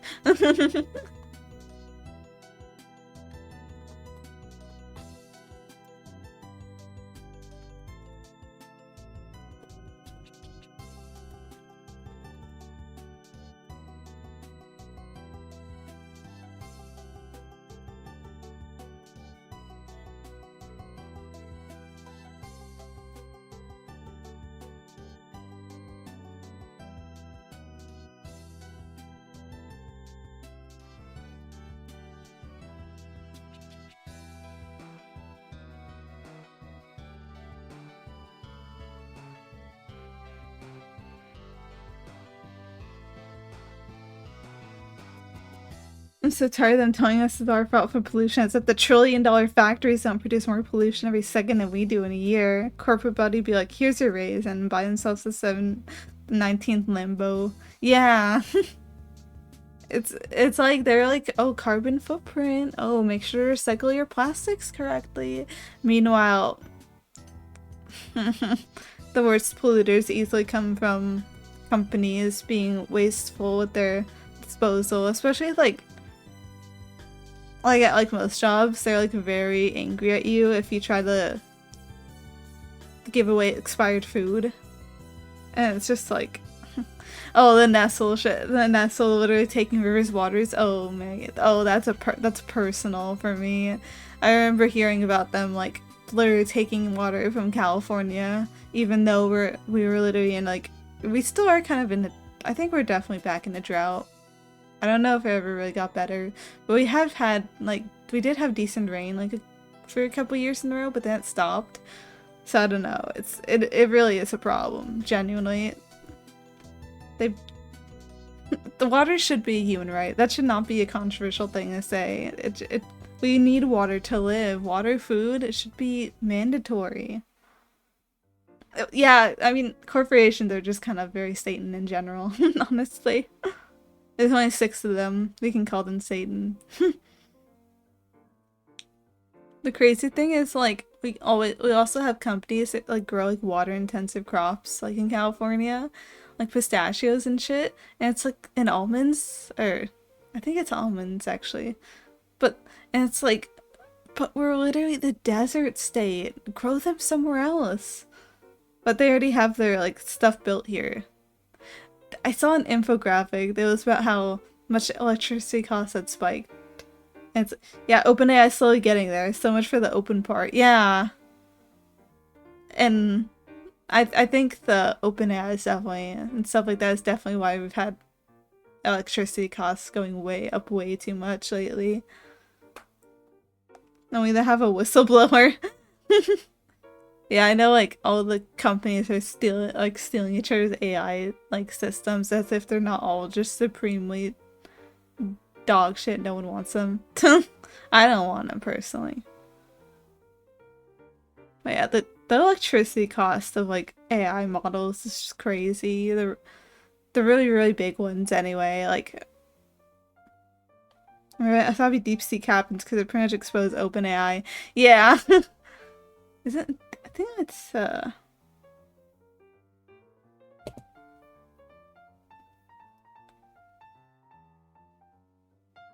yeah, it's Chinese. It's funny. Joining the war against China on the side of China. OpenAI put up 200 million DeepSeek chat service like every entity in China helping DeepSeek. Yeah, I heard about that. I don't like OpenAI though, cause so like, oh, we're gonna bring our technology and to the future. It's gonna help humanity. It's gonna do so much good, and they're just a corporation talking out of their ass. And people are like, oh, it's gonna replace so many jobs. It's gonna be awesome. It's gonna be great. And it's just like, oh, and what are the new jobs? You keep talking about where are the new jobs? There's no new jobs. People are just losing their jobs. Got rival company in China saying inside conflict just to help DeepSeek. Yeah. I think I heard that like they were like doxing the show. They're not doxing, like DDoSing the bot like a bunch. It's coming from the country with history. Just stole my crop. Let's fight now. I'm 10 million dead. Yeah. It sucks. I hope OpenAI goes under, and I hope all the other AI models just die off immediately. It's just not good. All those really costly models are just like burning through electricity and just making, and like the cost is offset to consumers, so that it's like, oops, you might see an increase in your bill because the big company can't pay the difference. The scale of Chinese warfare is like sci-fi. Yeah. Dude. They're on another level there. I seen the kind of like StarCraft wars Chinese players have. They're not fucking around. Just casually committing to 100,000 cavalry, like what? Yeah, that they're on another league. You know, like I said, join the war in China on the side of China. Fuck me. Me continuing to buy made in China despite all the tariffs. Like, I'm doing my part. Not hard considering they make nothing here. We're gonna bring back manufacturing. Proceeds to kill manufacturing. So much winning. If I put in cavalry in Europe, it's like so expensive even for a rich king. Yeah. And one of the rule lords in China would be able to have like nothing. Dude, it's crazy. I have always wanted to visit one day. Mostly a food tour. I like food. What can I say? Dreams of going overseas as if the price isn't getting increasingly more expensive at the vacation places. The ruler that controls a small village has 10,000 warrior. Yeah, that's also why Chinese war stories just go really hard. And the village population is 500,000 people. Is it even a village anymore at that point? It feels more that feels more like a town at that. That's huge.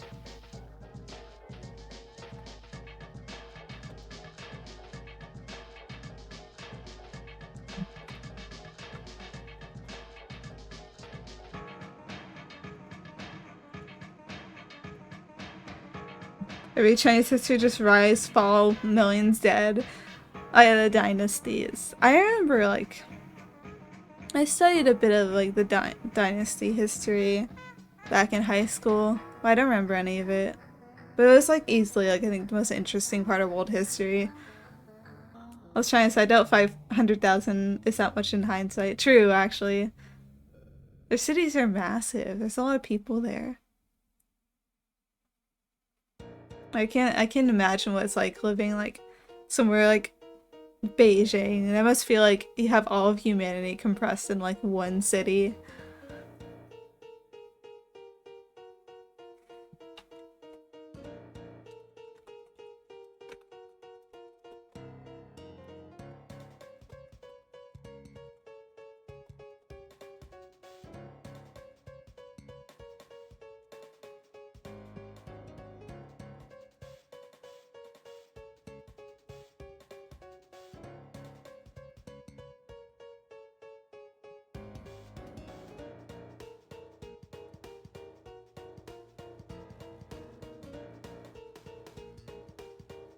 And here in Southeast Asia, it's like finally at 30 million people in 1800. And somehow jumped to 34 million people in 2000. The numbers multiplying. Yeah, the population is just like, it goes crazy up because it's like, you know, you have more people and those people are more people and more people. Population jump. Yeah, I mean, like, I think, like, everything just kind of exploded after. Especially, like, in the 1900s, everything really just crazy. Oh, hi, Black Iris. Nice to see you. This audacity to say birth rate is going down. Yeah, it's still going pretty. There's still plenty of new lives in all kinds of places in the world. How's the writing go? It's going pretty good, I must say. The writing's going pretty good. I made a lot of progress tonight. Oh, you recognize what website? You recognize the website? Or do you recognize the music? Cause it might... I don't remember the name. Ah.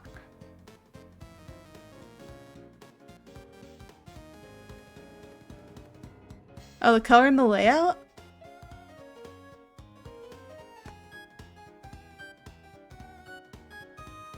Oh, which website? You mean the music? Or do you just mean like a different one? Different thing? You're good when it comes... That's good.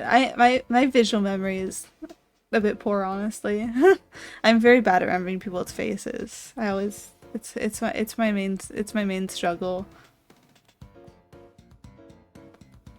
My struggle city, as you might say.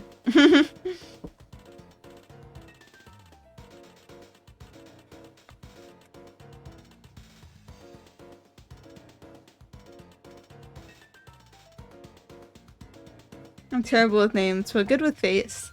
That's good. That's good. Impressive. I'm not good with names either. Unfortunately, I'm struggling in both regards. I try that. I used to be really good at it. I was good at it for a while, and then I just couldn't do it.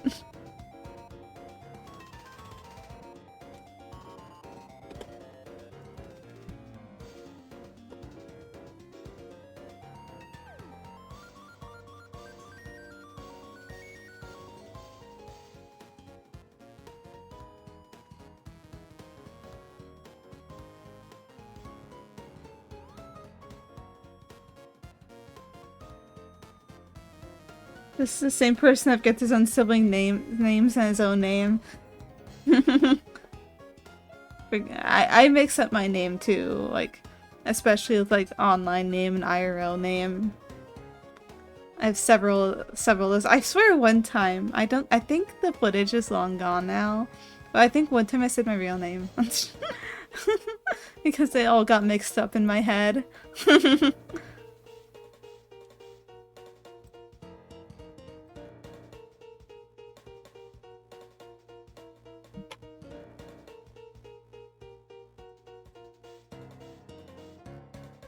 Yeah, I said my, and because there's several names that bounce around in my head, in not in an identity theft way, but in a habits kind of way.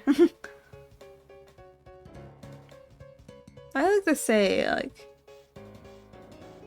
oh sorry, I didn't know you were under. Yeah, sorry. If you are under 18, you will have to leave. Apologies. I'm sorry, Trivia Eris isn't my real name. It would be really cool if it was, but unfortunately it's not. It's okay. It's understandable. Sometimes you don't realize you don't read the rules.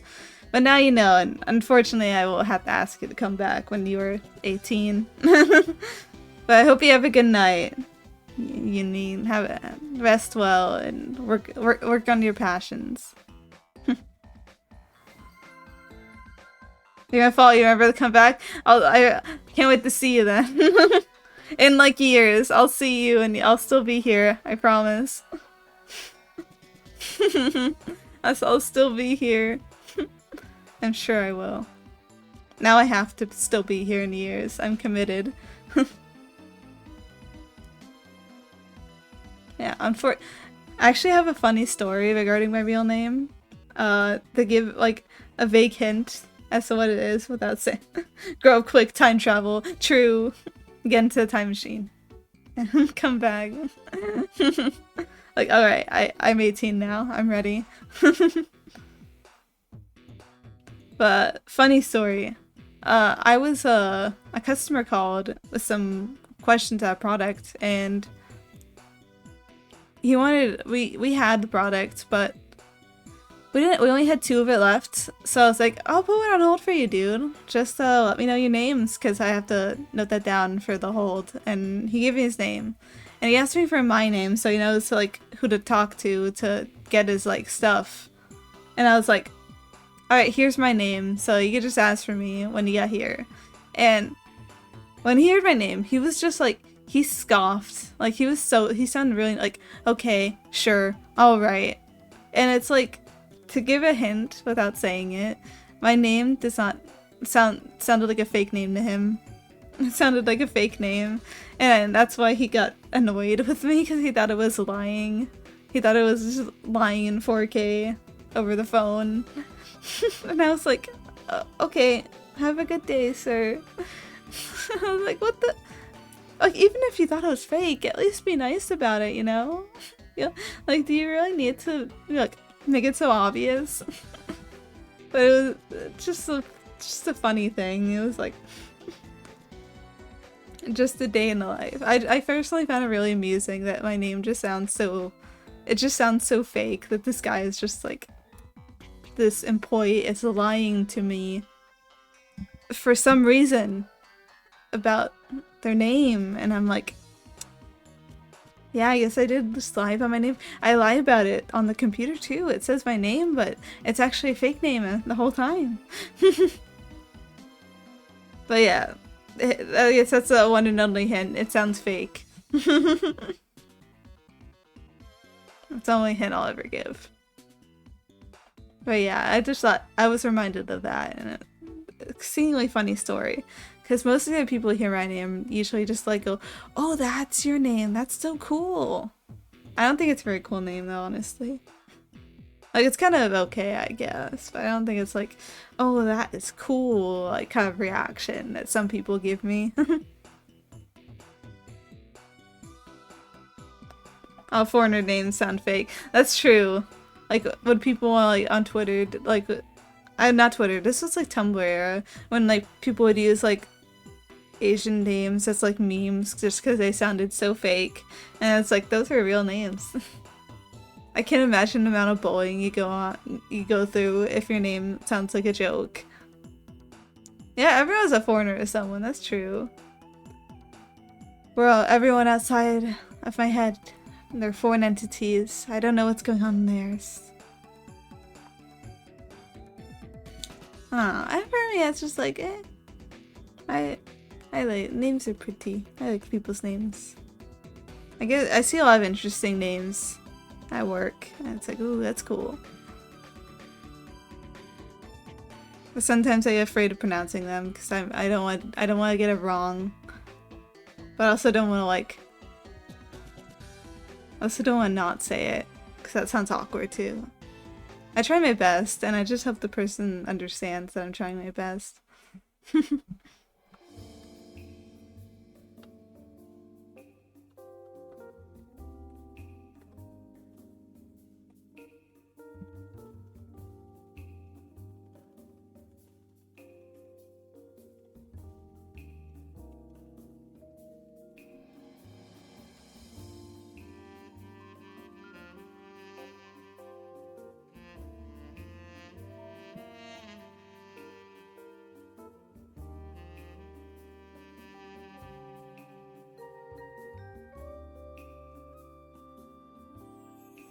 I reported a bug 4 months ago, nothing was fixed, so I'm following up again now. Good idea. Probably slipped under the radar there. That's unfortunate. I saw a dev team sleeping in the job. Sounds like, I read this message, but I'll get to it later. Surely, I'll have time to do it later. 4 months pass. Oh, I didn't fix it, did I? I forgot, didn't I? I feel like that would happen to me. I'd be like, yeah, I'll fix that later. The months pass. I have other bugs 2 years ago. That's not good. That's a long time ago. I gave up on that one. Yeah, I think I would give up too at that point. I'd be like, oh, it's never getting fixed. Oh well, just sure hope this doesn't become a problem.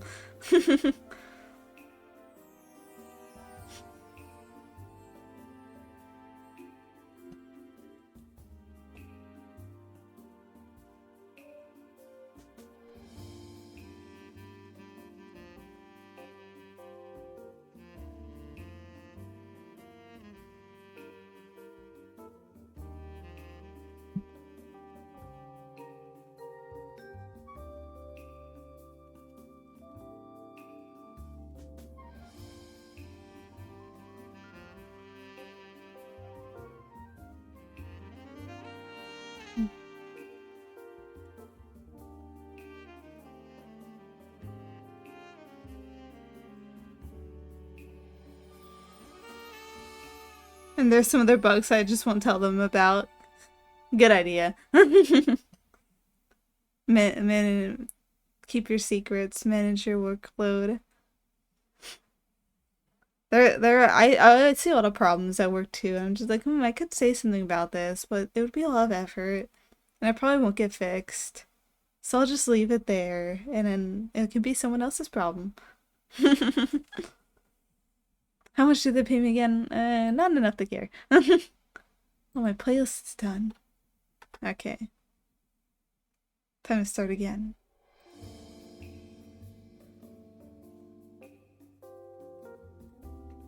We just played that song. There we go. We're back. Hell yeah, you can exploit it. Do it and have no shame. I support any all endeavors at easier work.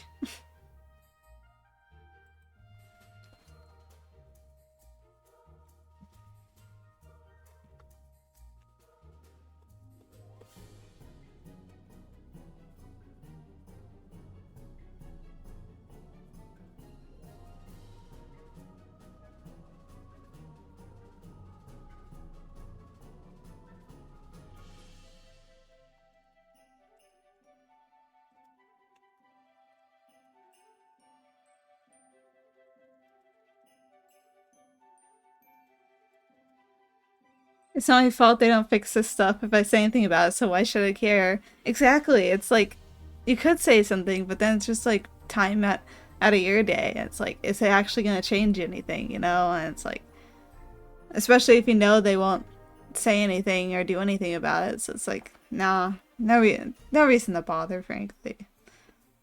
You could hope for things to be different, but it's never all that different. If they're not gonna fix all the other things that you tell them about, what are they gonna fix this thing for?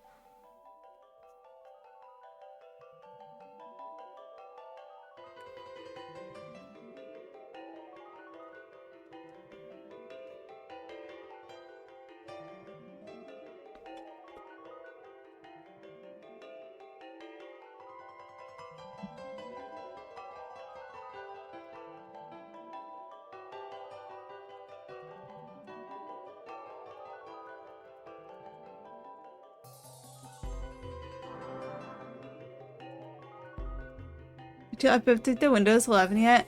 I have actually, or more like I got my new computer is on Windows 11, and the one I'm using now, my PC is also on Windows 11. So it's kind of like I'm just kind of stuck with it now. It was less an upgrade, more like against my will. Here, your new computer has it. Yeah, no worries. I'm not using out-of-date software. I'm very safe and secure right now. Everything is properly updated. Yeah. As much as I'm not happy with the UI of Windows 11, I have not had as many problems, I think, as other people have. So, at least. So I'm happy about that. I know I've seen people who are just like, stuff disappearing. Oh, this doesn't work. This doesn't work either. And it's like, well, not me. I'm still clear. Have like 130% left to update for the month ends. Oh yeah. I think it ends really soon, doesn't it? Good luck is all I can say. That is an undertaking and a half. Started at 350. Oh boy. You're working your way. Eventually the number will be 0. Probably a while after the end of life update, but oh yeah, it's 2 days, huh? Oh, end of the month. Oof. Oh, it won't be 0. I hope it gets as close to 0 as possible. Hoping with all my heart. giving you strength. Yeah, tech stuff does not sound fun to deal with end of life updates. At least at our job, we don't have to worry too much about that because everything we use is like way out of date.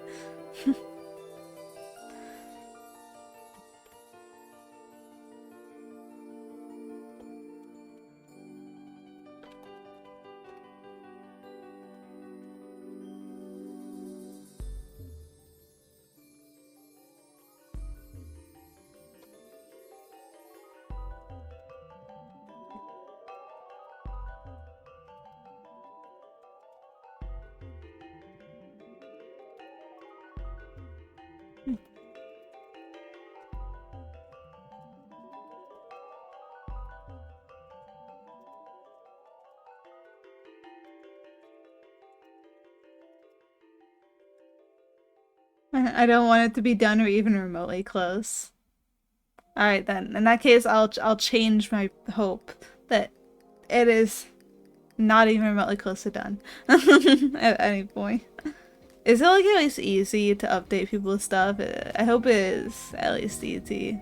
Because then that would be nice. It's like, you know, could be worse than other work you could be doing.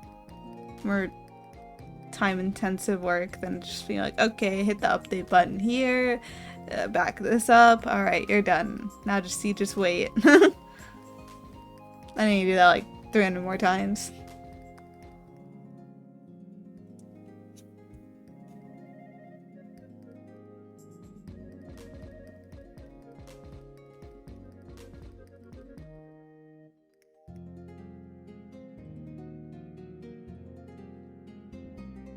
We should have been given a bigger window, and also not my problem when it's not done. Yeah, you definitely need a lot more time for that. No, no pun intended.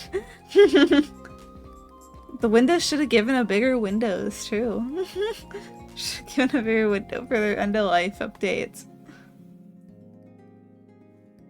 Yeah, at the end of the day, it's like, you do your best, and it's like, who can really get mad at you for not getting it done if it's literally just frankly impossible to get done in time.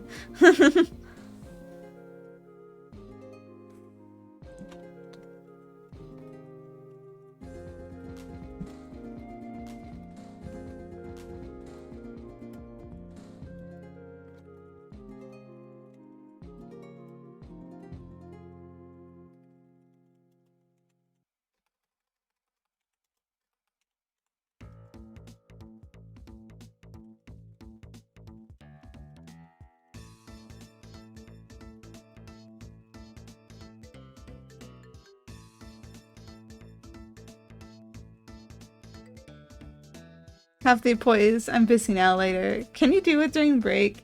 It's like, that's how I feel about computer updates too, honestly. I'm just like, we could do this later, can't we? It's not that important, right? We could put it off for a little bit, right? And like, confused, just like, you need to update. You need to update. Please update me. I'm so hungry and I have so many update files in me. I just throw a note uncooperative and move on. It's someone else's problem.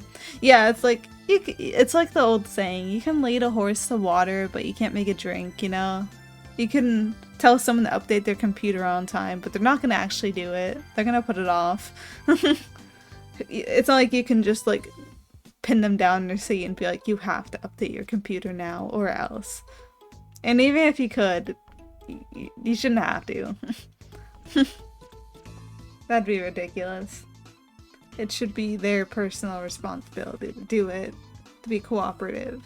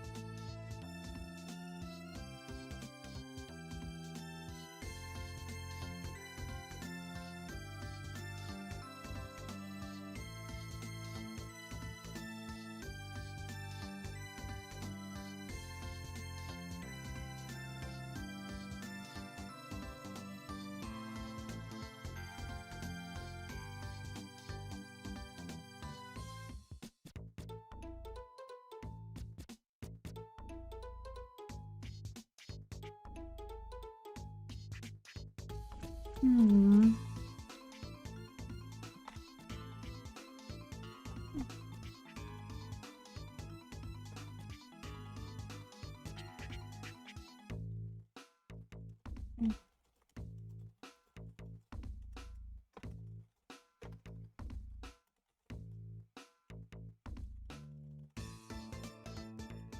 Mm.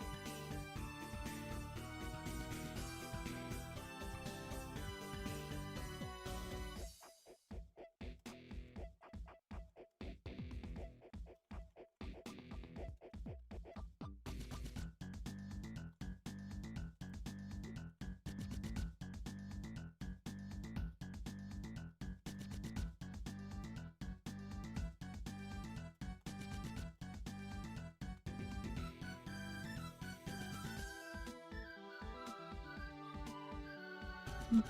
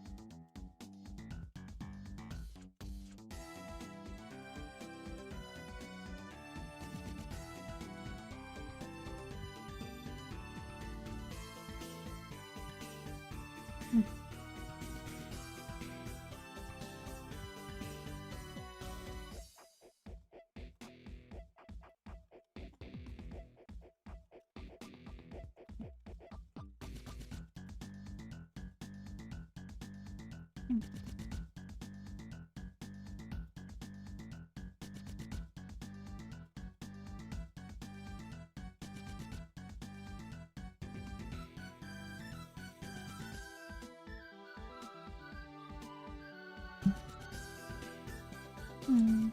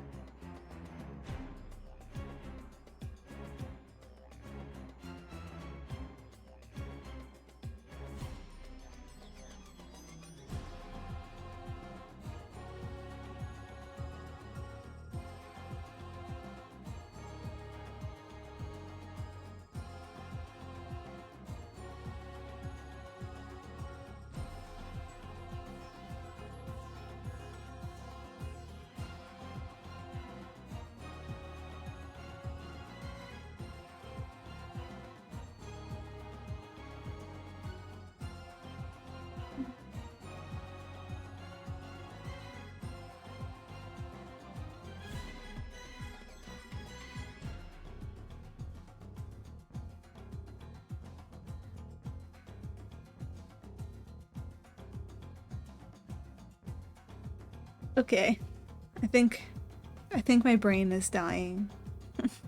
I think it's almost 3 a.m. and I'm really tired. I could feel like every other sentence is like a typo because I'm just so, there's like a typo because I'm just so tired. Okay, I think I'm going to go to bed. I'm gonna wind down for the night. But thank you to everyone who joined. It was a pleasure having my night squad with me here for some yapping and chatting. I did actually do really good. I didn't finish, but I got really, really close. I'm very close to finishing. I will say it. I think I want to like recharge my brain first, but definitely like probably tomorrow I can get this done, definitely. I'm very happy with the amount of progress I've made tonight. Yay! It's very productive night. But yeah, I will get this done, and then I will work on all the many other projects I have to get done before the end of the month. But, you know, progress is being made, and it is beautiful. I always love it when progress is made. It means that I'm not just staring at all the things I need to do, like, I need to do them, and I just don't do them. That's the beauty of the late night working streams. It always works. Alice used big words in my bug report. Someone's gonna get in trouble. Hell yeah. Stand up. Stand up. Get people in trouble. I support it. It's always fun when that happens. Stand up for yourself. Hell yeah. Yeah. I wish you luck with all those updates you gotta do, and I hope that people make it as easy as possible on you. I hope. That's probably not gonna be reality, but I'm gonna hope very hard. Regardless, I hope you have a nice, uneventful night. Nice, easy, uneventful night. Good night. I'll see everyone soon. Probably gonna try to show up on Monday, pop my head on Monday again. 10 p.m. my time. So like, let's see, it's 2:46. No raid, that's true. Let me see who's online right now. I should go harass somebody. Good idea. Oh, Rebecca's streaming again. We raided this person before. We can raid him again. I do like raiding my fellow reader aesthetic people, reader writer aesthetic people. It's always a very fun time. Extragalactic unicorn. Who's that? Let me see. I do like suggestions too. Let me scout this person out. Oh, that's a cute little model. Oh, are they making like a game? What are they doing? They're writing a visual novel. Oh yeah, we could go check this person out. I also like harassing new people. Alright. There we go. I made the raid. Alright. Good night for real now. I'm going to throw this at somebody else. See you on Monday, hopefully.